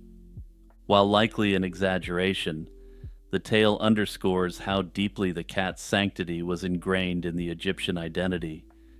Ancient historians could repeat this story, and others would accept that this level of extreme devotion to cats was a definite Egyptian cultural trait. For all the love and legal protection afforded to cats, their story has a deeply unsettling and contradictory chapter. The Egyptian belief in an eternal afterlife led to the widespread practice of mummification, and this included animals for several reasons. The most straightforward was the mummification of a beloved pet. Just as a pharaoh was buried with his treasures, a family might mummify their cat to ensure their cherished companion could join them in the next world. The discovery of a 2,000-year-old pet cemetery at the port of Berenice, where nearly 600 cats and dogs were buried with collars and other adornments, shows evidence of deep care. However, these lovingly prepared pets represent only a tiny fraction of the millions of cat mummies produced in ancient Egypt. The vast majority were part of a massive religious industry centered on votive offerings. Pilgrims flocking to temples, especially the great cult center of Bastet at Bubastis, would purchase a mummified cat to offer to the goddess as a physical prayer, a way to gain her favor. This incredible demand fueled a sprawling economy. Temples operated large-scale catteries, breeding cats not as pets, but as a crop to be harvested. Archaeological evidence from sites like Saqqara and Bubastis has uncovered vast catacombs containing staggering numbers of mummies. In the late 19th century, one such site yielded so many, an estimated 180,000, that they were shipped to England by the ton to be ground down into fertilizer of all things. And yeah, I'm just going to let that sink in for a second. Ancient mummified Egyptian cats were shipped to Victorian England as fertilizer. Scans of these cat mummies reveal a grim truth. Most were young cats, under 2 years old, that had been deliberately slain. This created a stark division. The illegal elimination of a cat in the street was a capital crime, but the ritualized sacrifice of a cat within a temple was a sacred act. The industry was so commercialized that archaeologists have even found fake cat mummies sold to pilgrims by unscrupulous con artists. Or perhaps I should say that these con artists were actually the good guys because their cat mummies were made of clay and wrapped into a cat form. The cat's exalted status persisted for thousands of years, enduring through changes in dynasty and even surviving the Greek Ptolemaic rule. The cult of Bastet was still immensely popular when Egypt became a province of the Roman Empire. But the animal's divine protection could not withstand the monumental ideological shift that was coming. The rise of Christianity brought a new worldview, one that was fundamentally at odds with the Egyptian pantheon of animal-headed gods. Beginning in the 4th century, a series of decrees by Christian Roman emperors, most notably Theodosius I, sought to eradicate paganism across the empire. These laws prohibited sacrifices, forbade visits to temples, and eventually ordered their destruction or conversion into churches. The attack was on the entire religious structure that had supported the cat's sacred status. With the closure of the temples of Bastet, the great festivals ceased, the priesthood was disbanded, and the vast mummification industry collapsed. By the 5th century, the old gods had been officially silenced, and the cat's divine aura was stripped away by imperial decree. On the morning of August 20th, 1994, 46-year-old Gene Payne stepped out of his mobile home in rural Pima County, Arizona, to feed his livestock just as he did every day. Gene told his wife he'd be back shortly and headed out on foot into the desert air. However, the unthinkable happened. Gene never returned. Despite an intensive search later that day, no trace of the rancher was ever found. Gene's disappearance was especially puzzling because of who he was. He was a devoted husband, father, and grandfather, living a quiet life on his modest ranch in Avra Valley. A prior back injury had left Gene partially disabled, and he could only walk short distances. Nonetheless, he stuck to his routine of caring for his animals, including feeding some cattle at his mother's nearby property each morning. He had no known enemies or criminal history, and he was close to his family and friends. The idea that Gene would simply walk away from his life made little sense to those who knew him, which made his sudden disappearance all the more disturbing. When Gene failed to come back that August morning, his wife and teenage son immediately went out looking for him around the ranch. After finding no sign of him, they quickly called the Pima County Sheriff's Department for help. Deputies and local volunteers soon combed the area, conducting ground and air searches across the desert, yet their efforts found absolutely nothing. In this rural area, nobody had seen or heard anything unusual at the time Gene went missing. There were no footprints, no vehicle tracks, no broken fencing or signs of a struggle, no evidence at all to hint at where he went. With the search turning up empty, detectives shifted to investigating what could have happened. They interviewed family, friends, and neighbors, but uncovered no conflicts or motives that might point to foul play. But as weeks turned into months, the case grew cold. Frustratingly for investigators and Gene's family and friends, there wasn't even proof that a crime had occurred. By the mid-1990s, the official investigation had hit a dead end, and Gene's loved ones were left in agonizing limbo. In the absence of evidence, several theories have emerged over the years about what might have befallen Gene Payne. One possibility is that he suffered some kind of medical crisis or accident while out feeding the animals. Perhaps he collapsed from pain or a health emergency and succumbed somewhere out of sight. Some have speculated he could have fallen into an old well or a hidden mine shaft on the property. However, given Gene's limited mobility, it's unlikely he went far from home. Searchers covered the immediate area thoroughly, and if he had been lying injured or deceased nearby, they almost certainly would have found him. The same goes for a wild animal attack.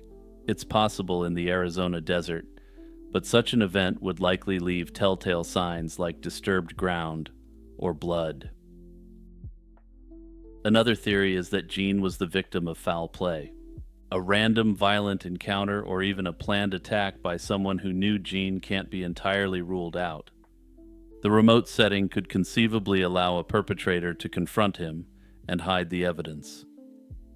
Some have wondered if Gene stumbled upon illegal activity, such as trafficking or poaching, and was silenced by the wrong people. Still, investigators found no indication of a struggle or violence at the scene, and no witnesses ever came forward to report suspicious vehicles or individuals in the area. On the other end of the spectrum is the idea that Gene intentionally walked away to start a new life. His family vehemently rejects this notion, noting that he left behind everything important to him: his wife, children, and all his personal belongings. Given his physical limitations and strong family ties, it's hard to imagine Gene staging his own disappearance and successfully avoiding detection. Now, more than 30 years later, the disappearance of Gene Payne remains one of Arizona's most haunting and perplexing unsolved mysteries. The case is still officially open with the Pima County Sheriff's Department, but progress has been elusive. After over a decade with no leads, Gene was officially declared dead in 2005. though of course that legal formality did nothing to reveal what actually happened to him. Sadly, his wife Peggy passed away in 2009, never learning her husband's fate, and to this day, no remains or solid clues have surfaced. It's the most famous statue on the planet, a creature of myth and stone that has stared out at the rising sun for millennia. But the Great Sphinx of Giza wasn't built in the way we usually imagine. It wasn't constructed block by block like the colossal pyramids it guards. Instead, it was revealed. It's a piece of the Giza Plateau itself, a single massive outcrop of limestone that ancient hands carved into a living form. This geological fact is the key to its entire story, a story that has become one of archaeology's most heated debates. For millennia, people from the ancient Egyptians themselves to modern scholars have asked who exactly gave this hunk of limestone its form and shape. The mainstream historical consensus, backed by a mountain of archaeological evidence, points to one man, the 4th dynasty pharaoh Khafre, who ruled around 2500 BC. In this view, the Sphinx was the final magnificent flourish of the Giza necropolis, a guardian for his pyramid complex. The argument for Khafre is built not on a single inscription, but on a web of interlocking physical evidence. It insists that the Sphinx cannot be understood as a standalone monument, but only as an integral, final piece of a grand architectural vision. The Giza Plateau wasn't developed haphazardly, but rather, it was a carefully planned sacred landscape. Under this theory, the Sphinx is deliberately positioned within Khafre's portion of it, a guardian aligned with his pyramid and temples. The most powerful evidence lies in the construction sequence, the literal order in which things were built. The Sphinx sits in a quarry. The southern wall of this quarry cuts directly through the foundation of the stone causeway that connects Khafre's pyramid to his valley temple. It proves that the causeway had to have been built before the quarry around the Sphinx was fully excavated. This simple, unchangeable fact places the Sphinx's creation squarely within the timeline of Khafre's reign. Furthermore, the two temples directly in front of the Sphinx Temple and Khafre's Valley Temple, are architecturally and geologically bound to it. They sit on the same prepared terrace and share an almost identical design for their inner courts, a style unique to Khafre's era and distinct from that of his father, Khufu. The link becomes unbreakable thanks to the work of archaeologist Mark Lehner. Through a process of geological analysis, his team demonstrated that the limestone blocks used to build the core of the Sphinx Temple were quarried directly from where the Sphinx sits. By mapping the unique fossil content and layers, or strata, of the bedrock, they showed that the layers in the temple blocks perfectly match the layers in the walls of the Sphinx enclosure. This provides a direct physical chain of custody. The act of carving the Sphinx out of the bedrock simultaneously produced the building materials for its temple. This leads to another crucial point. Both the Sphinx and its temple were never fully finished. The temple walls lack their final granite casing, and quarrying in the enclosure appears to have been abandoned abruptly. This strongly suggests the Sphinx complex was the very last element in Khafre's massive building program, likely interrupted by his death after a reign of about 25 years. This detail elegantly solves one of the biggest supposed mysteries, the lack of Old Kingdom texts claiming Khafre as the builder. In essence, if a building wasn't formally completed, it would never be dedicated, and if it wasn't dedicated, there's a vastly reduced chance we'd know who commissioned it. The mainstream consensus holds that the face on the Sphinx is an idealized portrait of Khafre himself. This is supported by the statue's context and by the discovery of a magnificent life-size statue of Khafre in his nearby valley temple. The Sphinx wears the royal headdress, a symbol exclusive to the pharaoh, cementing its role as a representation of divine kingship. The fusion of a lion's body, symbolizing raw power, with a king's head, symbolizing intellect and control, was a potent expression of the pharaoh's divine nature. However, some scholars suggest that the face bears a stronger resemblance to Khufu, his father, and may have been built in his honor. That said, ancient Egyptian royal depictions weren't about photorealistic accuracy. They were about projecting an idealized, divine image of the king. Despite the weight of archaeological evidence, alternative theories about the Sphinx's origin remain popular. The most prominent is the water erosion hypothesis, championed by American geologist Robert Schoch. He argues that the deep, vertical weathering on the Sphinx's body and its enclosure walls could only have been caused by thousands of years of heavy rainfall. If he is correct in his hypothesis, this would push its construction back to a much wetter period around 5000 BC. However, mainstream geologists offer a more direct explanation: salt weathering. For the overwhelming majority of its history, the Sphinx's body was buried in sand. Moisture from rain and groundwater absorbed up into the porous limestone, dissolving natural salts within the rock. As the stone dried, these salts recrystallized and expanded, causing the surface to flake off in a pattern that perfectly mimics water erosion. In general, this theory and others have not received any mainstream historical acceptance. Other theories suggest that the Sphinx is even older, though these theories are taken much less seriously than the water erosion hypothesis. After the fall of the Old Kingdom, it was largely abandoned and slowly consumed by the desert. By 1400 BC, more than 1,000 years after its creation, it was buried up to its neck in sand, a forgotten relic of a bygone age. Its history was dramatically rebooted by a young prince who would become Pharaoh Thutmose IV. As recorded on the granite dream stele he later erected between its paws, the prince fell asleep in the Sphinx's shadow and had a powerful dream. The statue spoke to him, promising him the throne of Egypt if he would clear away the sand that was choking it. Thutmose fulfilled his vow, excavating the monument and building a temple around it.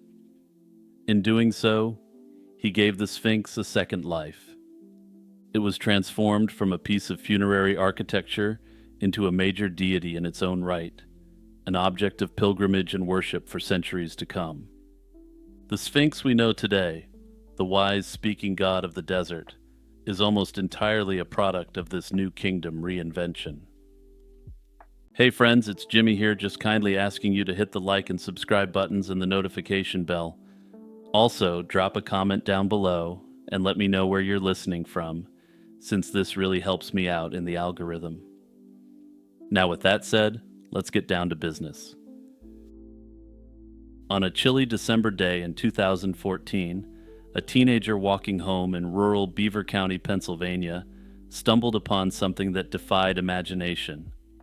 Lying in the woods, just 30 feet from a quiet country road, was a human head, and it looked almost alive. The grayish-white hair was carefully curled and styled, the skin smooth and waxy, as if the woman had just been prepared for a viewing at a funeral home. It was a macabre contrast, a body part meticulously preserved, yet carelessly discarded.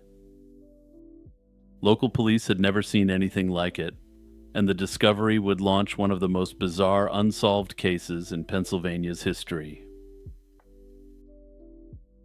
The teenage boy who found it initially thought it might be a mannequin or animal, but upon getting closer he realized the horror of his discovery and called the cops. Investigators arrived to a perplexing scene.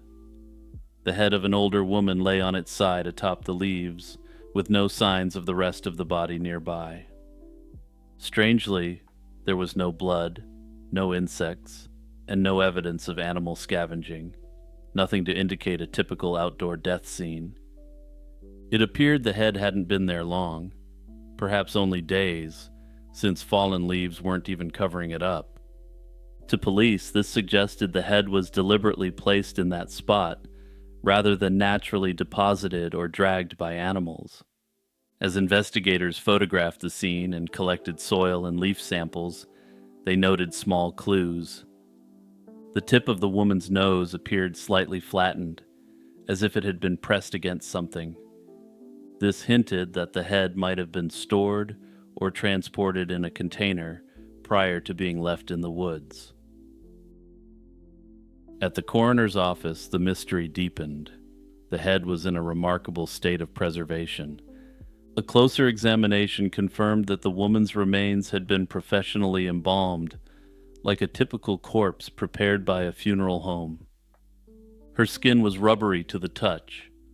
There was even evidence of makeup having been applied, and her hair was neatly manicured.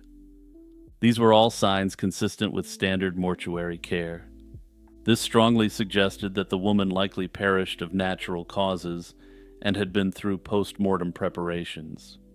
In fact, detectives theorized that whoever was responsible had intercepted the body after death, perhaps en route from a funeral home to a cemetery. The most jarring find was discovered when the coroner lifted the woman's eyelids. Beneath each lid was a plastic eye cap, a normal mortician's tool, but the eyeballs themselves were missing. In their place sat small red rubber balls, the kind of cheap, bouncy balls one might get from a toy vending machine. This gruesome detail baffled everyone. In standard embalming practice, if eyes are removed for organ donation, the sockets are gently filled with cotton before the caps are applied. No professional had ever heard of using bright red rubber balls to replace eyes. Investigators even tracked down identical bouncy balls marked "Made in China" from local quarter machines, but they were so common that tracing their buyer proved impossible. Another crucial clue was the precise manner in which the woman's head was removed. The exterior of the neck showed jagged, rough cutting through the skin and throat, but internally, the cut was clean and surgical.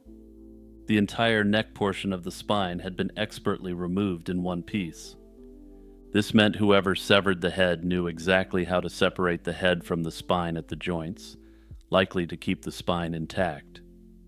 These observations strongly pointed to someone with anatomical or surgical knowledge. Toxicology tests on the preserved tissues revealed traces of lidocaine and atropine, drugs commonly used in emergency cardiac care. This finding supports the theory that the Jane Doe died of a heart attack or heart failure, and that medics attempted to resuscitate her. In other words, this was more evidence that her death itself was likely natural and occurred under medical care rather than by violence. With these intriguing clues in hand, investigators faced the formidable task of identifying the woman. This wasn't simply a missing person-based Jane Doe case.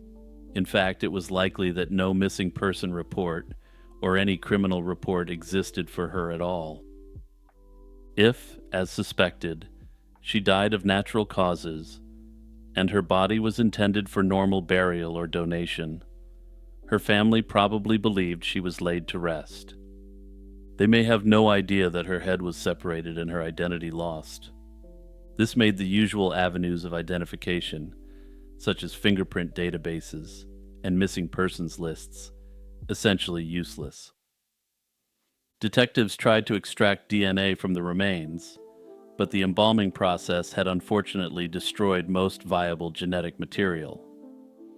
Even with help from some of the country's top forensic labs, what little DNA they obtained did not match any profiles in national databases.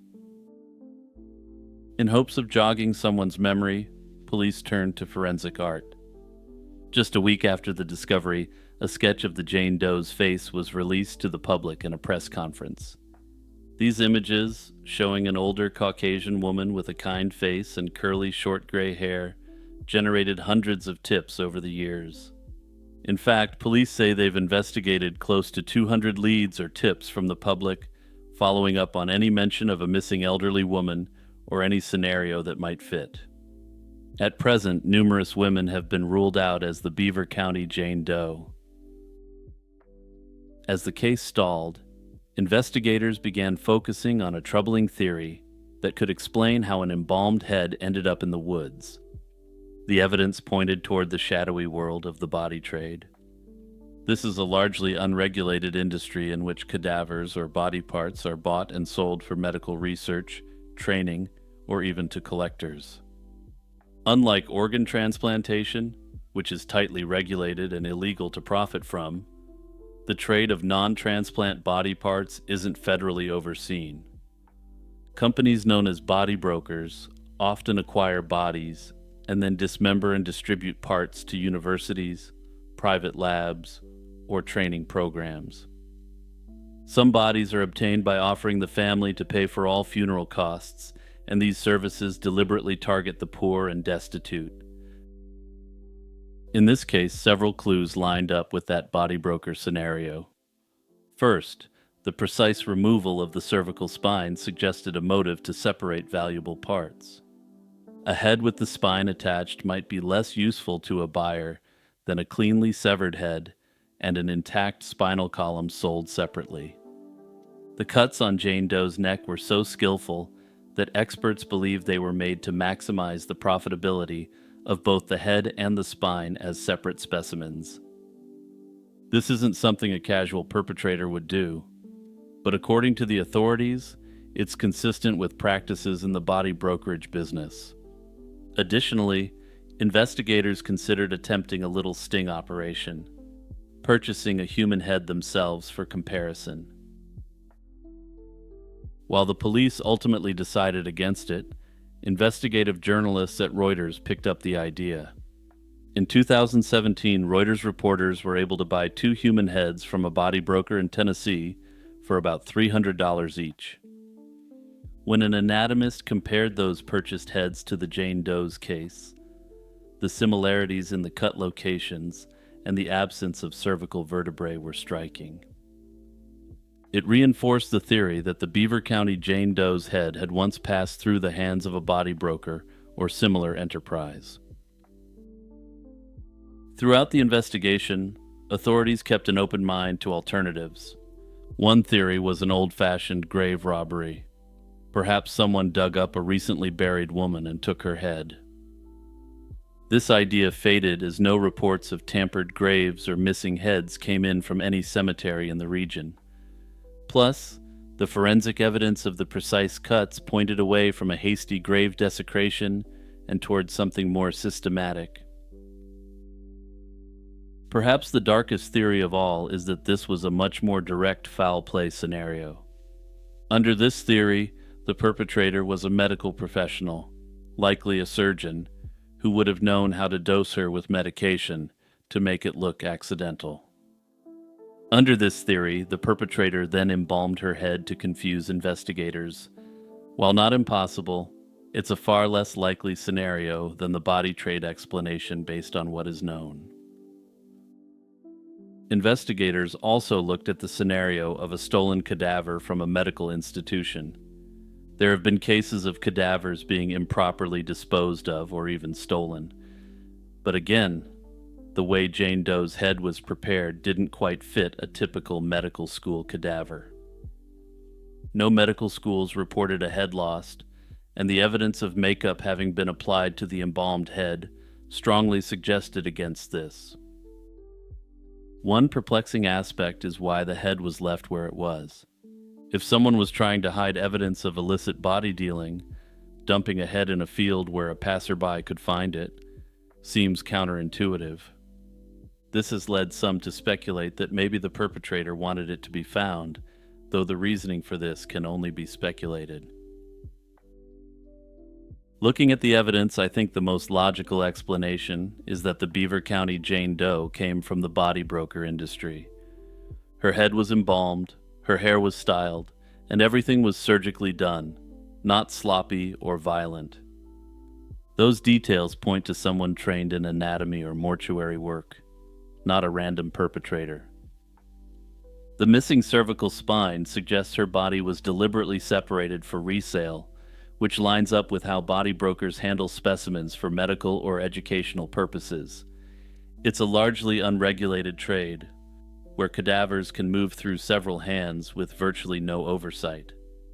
In my view, this case was the sad byproduct of a broken system that treats the remains of the poor and destitute like inventory. Nearly 11 years have passed since that December day, and the Beaver County Jane Doe remains unidentified and her case unsolved. Somewhere out there, there's a family who buried a relative around 2014, never imagining that her head would end up miles away in an evidence locker. Thankfully, despite the fact that foul play likely wasn't a factor, the authorities are still actively investigating this case. It was a routine Sunday morning at a Bellingham, Washington pulp mill, until a worker peered into an industrial chimney and made a ghastly find. On September 20th, 1987, around 5 in the morning, Georgia Pacific Mill employee Roy Harris checked a seldom-used boiler chimney after an alarm signaled a possible leak. Looking through an open lid at the top of the steel stack, Harris saw human remains about 17 feet down. On a grid of pipes lay a partially skeletal body, severely burned by the boiler's heat. Harris alerted plant supervisors and the police. Based on the condition of the remains, officials believed the body had been in the chimney for at least several days, perhaps even weeks, before its discovery. It was clear this was no ordinary incident, as this man had died in an almost inaccessible spot. The victim was determined to be an adult male in his 30s, standing about 5'10" and likely weighing around 150 pounds in life. He was believed to be of white, Hispanic, or possibly of Native American heritage. The enclosed chimney's extreme heat had charred the remains, hindering many forensic analyses. Examiners noted the man's dental work was high quality, with multiple fillings and evidence of a root canal. Such dental care suggested he likely came from at least a middle-class background. The medical examiner found multiple broken bones consistent with a fall into the stack. The official cause of death was listed as exposure by hypothermia, suggesting the man likely died from cold before the boiler's heat scorched his body. Given the destruction of most forensic evidence, the manner of his death couldn't be identified. Disturbingly, scratch marks on the chimney's interior walls indicated a desperate but unsuccessful attempt to claw upward toward the opening. This suggested that if he jumped into the stack willingly, he later had a change of heart. Notably, the man had no identification or personal items with him. The only object found was a charred fragment of a Continental Airlines ticket. Unfortunately, it was too fragmentary to trace, revealing only a few digits and no names. This hinted the man might have recently flown to the area, but the lead ultimately went nowhere. In the end, the scene provided intriguing clues, and deepened the mystery of who this man was and how he ended up there.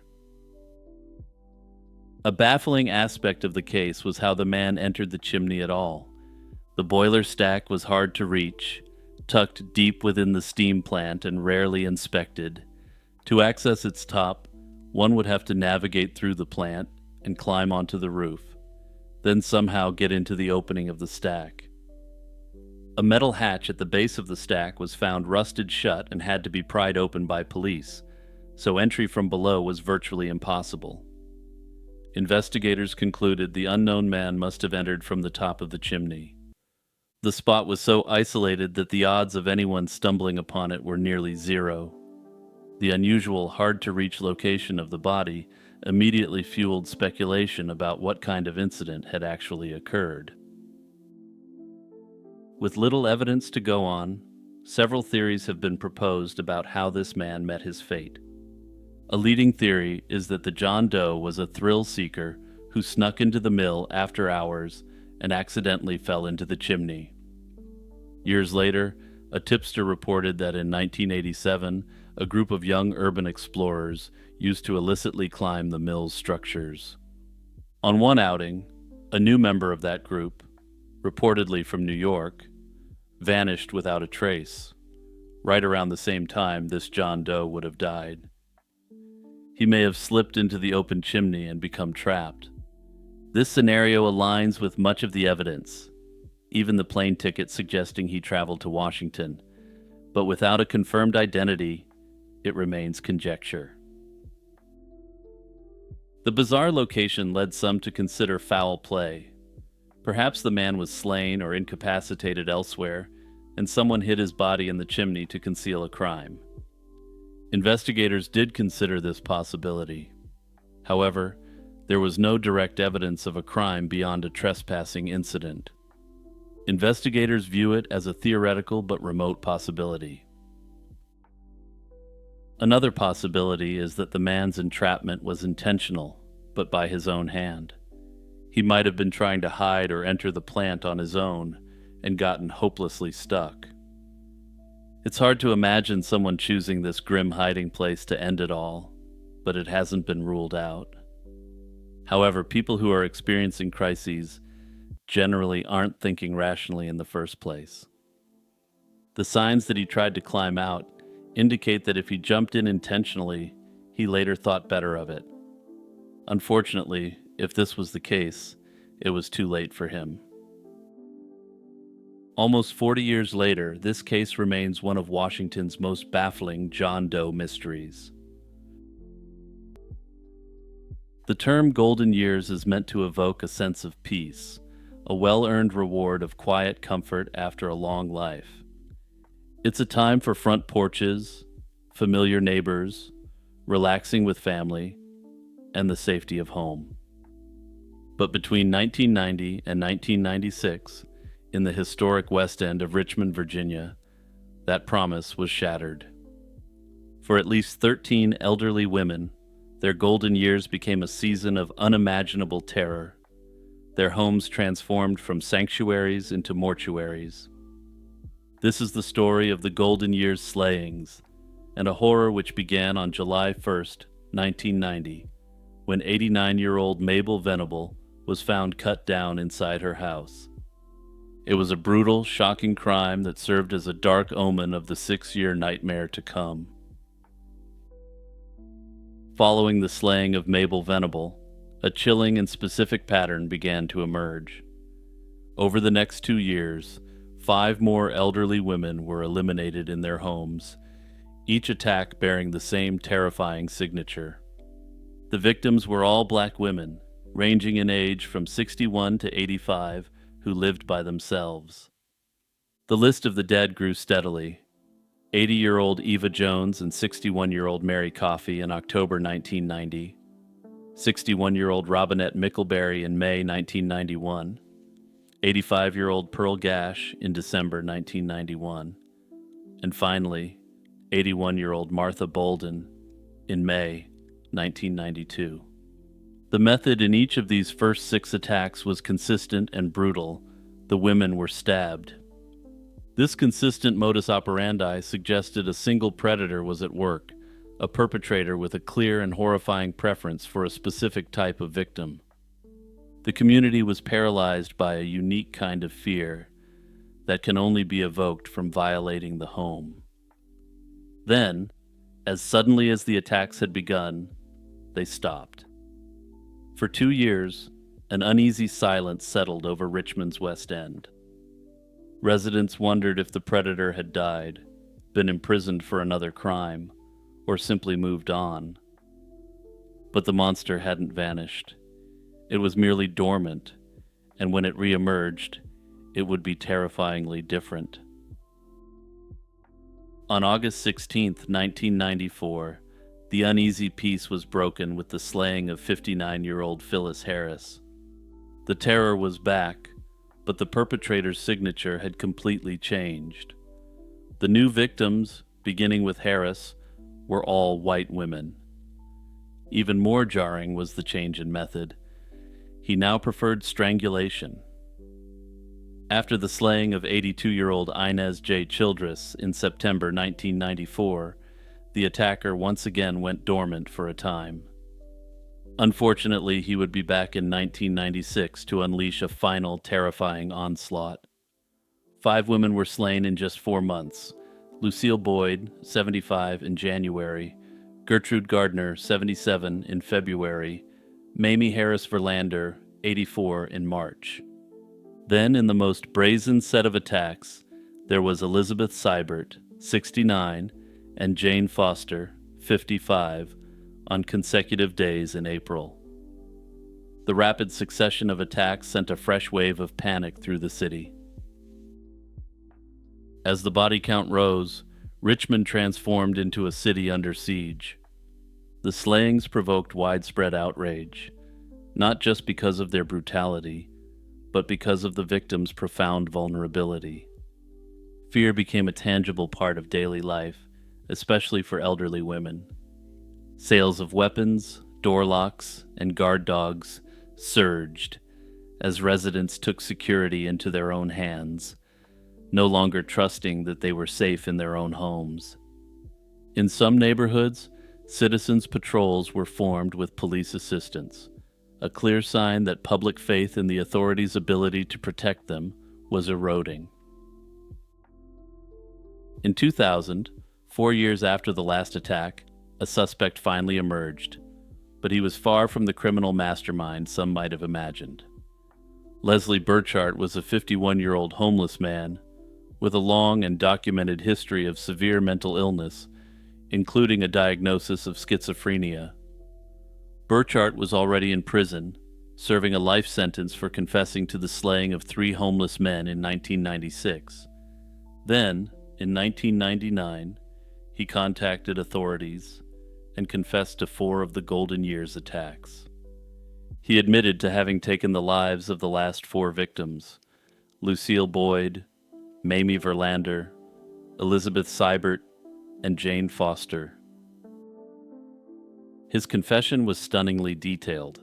He provided information about the crime scenes that was supposedly known only to investigators, making his claims seem highly credible. For a police department under immense pressure, it was the breakthrough they desperately needed.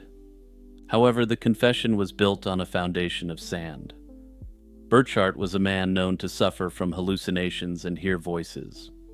Some believe that he may have been purposely or inadvertently fed information during the confession process. Others suspect that he may have talked to someone in prison who actually committed the disturbing acts. Compounding the doubt, shortly before he died in prison from natural causes in 2002, he recanted his confession entirely and proclaimed his innocence. Due to the lack of any physical evidence connecting him to the crimes, Burchart was never formally tried, though he remains the prime and only significant suspect. With Leslie Burchart dead and no forensic evidence to provide clarity, the Golden Years slayings remain a puzzle with several competing solutions. The first theory is that a single serial perpetrator was responsible for all 13 deaths. This would require a psychological explanation for the dramatic shift in both method and victim race, a change that is highly unusual for serial predators. A second, more plausible theory suggests that Richmond was plagued by at least 2 separate monsters, whose crimes were mistakenly linked by police. This is the theory that I strongly prefer, because personally, I'm not seeing the strong connection to the 2 sets of attacks that the cops see. Under this scenario, one predator slew 6 elderly black women between 1990 and 1992 and then disappeared.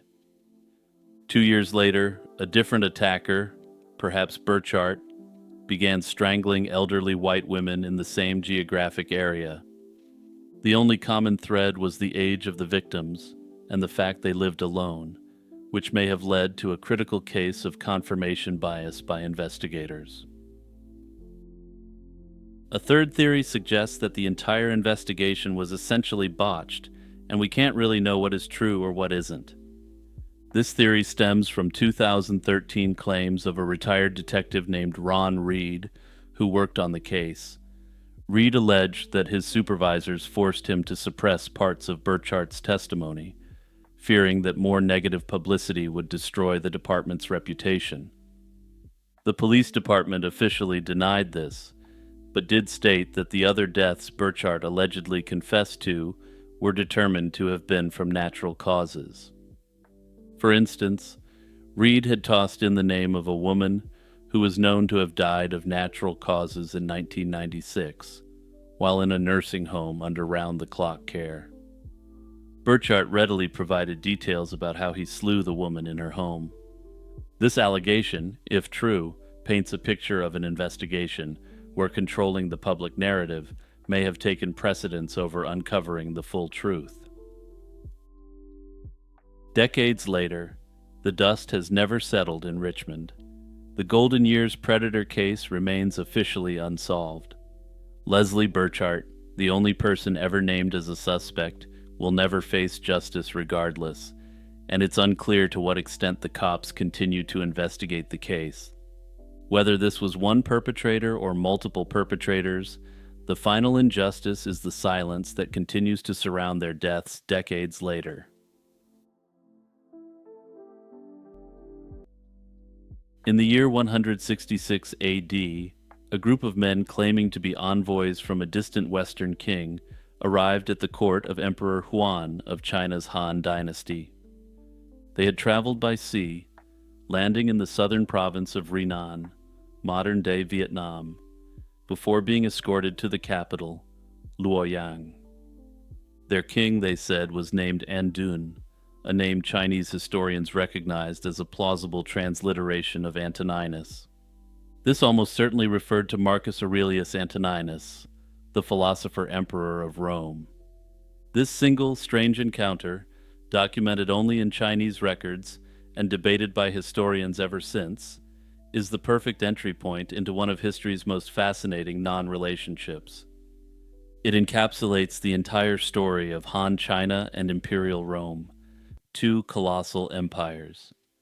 They were the twin anchors of ancient Eurasia, aware of each other's existence but separated by such vast gulfs of distance, culture, and competing powers. At their height in the 2nd century AD, the Roman Empire and the Han Dynasty were remarkably similar in scale and structure. Both were vast, multi-ethnic states controlling immense territories and populations, building extensive road networks, and fielding powerful armies to deal with frontier barbarians. They were the two poles of the civilized world as they knew it, the endpoints of a sprawling network of exchange that snaked across the continent.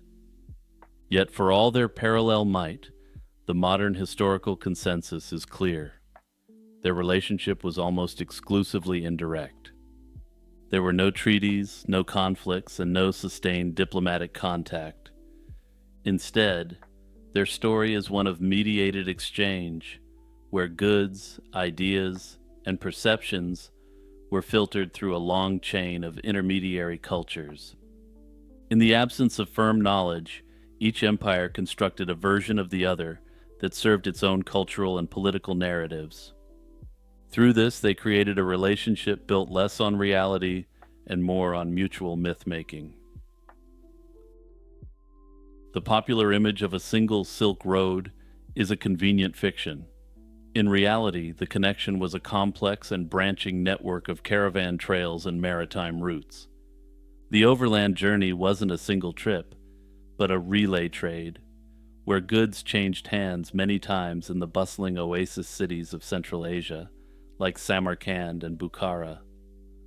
A merchant leaving the Han capital of Chang'an would likely travel only as far as the Tarim Basin, selling his goods to a Sogdian trader. That trader might carry them to the Kushan Empire in modern Afghanistan and Central Asia, who in turn would trade with the Parthians in Persia. This system ensured that goods arrived at their final destination stripped of their original context, and information arrived as fragmented accounts. The 5,000 miles separating the capitals were a landscape of extreme peril, from the treacherous mountain passes of the Pamirs to the vast, unforgiving Taklamakan Desert. While the overland routes are more famous, a crucial maritime alternative existed. Roman sailors, having learned to harness the monsoon winds established a lively sea trade connecting Roman Egypt with the ports as far away as Sri Lanka. From there, goods could continue on to Southeast Asia and the southern Chinese port of Guangzhou. The discovery of a Roman glass bowl in a Guangzhou tomb, dating to the early 1st century BC, provides concrete proof of this sea route's ancient importance. The lack of direct contact wasn't just a result of distance, but an active outcome of geopolitical strategy, primarily orchestrated by the Parthian Empire. Geographically positioned between the two superpowers, the Parthians, along with the Kushans, controlled the most critical junctures of the Silk Road. They fully understood that their immense wealth depended on their monopoly as intermediaries. They were gatekeepers who actively worked to prevent direct contact between their two biggest customers. Chinese sources are explicit on this point, noting that Parthia was often a difficulty, but that they couldn't do much about it. The most potent example of this strategy is the story of the Chinese envoy Gan Ying in 97 AD. Sent by the great Han general Ban Chao on a mission to finally establish contact with Rome, Gan Ying made it as far as Mesopotamia, on the shores of the Persian Gulf. He was on the cusp of entering Roman territory. But there, Parthian sailors, eager to protect their lucrative position, deliberately misled him. They spun tales of a perilous sea voyage that could take up to 2 years with unfavorable winds, a journey so long and disheartening that many men died of homesickness. Discouraged, Gan Ying turned back, unaware that he was likely just a few weeks' overland journey from the Roman frontier in Syria. This single masterful act of disinformation successfully thwarted China's most serious attempt to reach Rome. The trade that flowed across this fragmented network wasn't in necessities, but in highly specialized luxury goods that one empire excelled at producing. For Rome, the ultimate prize was silk. The translucent, shimmering fabric became a sensation, a symbol of wealth and status so potent that it sparked a moral panic. Conservative writers like Seneca the Younger railed against silk garments, which were often rewoven to be sheer, as symbols of decadence and effeminacy. To these writers, the silk fabrics would have disgusted the rugged men of the Republican era, like Cincinnatus or Scipio Africanus. Officials, on the other hand, worried about the massive outflow of Roman wealth to pay for it, creating a severe trade deficit. For the Han elite, the most coveted Roman products were high-quality glassware from the workshops of Alexandria and Syria. Far superior to anything produced locally, these items became powerful status symbols. Archaeologists have unearthed Roman glass bowls, beads, and gilded silver plates in the tombs of Han princes and nobles, providing the physical footprints of this long-distance exchange. This trade reveals a fascinating truth. The two empires were technological equals in different domains. In the absence of direct contact, each empire constructed a fantastical image of the other, revealing more about themselves than their distant counterparts. Roman knowledge was hazy at best. Authors like Pliny the Elder described what he called the Silk People in vague, often mythical terms. They were portrayed as a peaceful, just, and civilized people who lived to a great age and shunned direct contact with outsiders. In his telling, these Silk People were willing to leave their goods for trade in a desert spot, which clearly speaks to the reality of the handover on the Chinese frontier. Pliny's famous misconception that silk was a fleecy product combed from the leaves of trees perfectly illustrates the profound lack of first-hand knowledge. The fact that silk was produced from worms at all may have shocked the Romans. Chinese accounts primarily are more detailed but equally idealized. They called the Roman Empire Dakin, suggesting they saw Rome as a civilized counterpart to their own empire. In the mind of the Chinese elite, it was a kind of mirror image China at the other end of the world. They claimed that the people from this land were tall and honest, and also looked exactly like Chinese people. Some believe that it may have been implicit to the ancient Chinese that the Romans were some sort of ancient Chinese lost colony. However, there's no proof of this. Most strikingly, Rome was described as having a utopian political system where rulers were not hereditary, but chosen for their merit. If the kingdom suffered from calamities, the king was unceremoniously deposed and would accept his demotion without anger. Notably, while some have viewed this as a description of the system of consuls, most historians don't believe this to be the case. Instead, it's thought that this was a perfect projection of idealized Confucian values onto a distant, unknown land. In a Confucian system, if a ruler loses the mandate of heaven, the worst thing he can do is fight against it. It's like swimming against a riptide.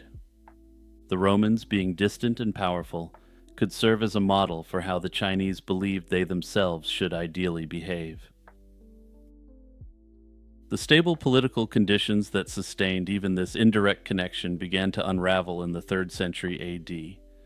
The Han dynasty collapsed into a long period of conflict very famously known as the Three Kingdoms period. The Roman Empire entered its own protracted crisis, eventually leading to its fragmentation. The collapse of these two imperial anchors made the long-distance trade routes far more dangerous and less profitable. While trade never ceased entirely, the grand scale of exchange seen at the height of the two empires diminished significantly. The thread connecting the two ends of Eurasia had frayed, and a meaningful attempt to restart relations wouldn't start again until the 7th century. However, by that time, the Roman Empire only persisted in the east, and China was under the rule of the powerful Tang dynasty.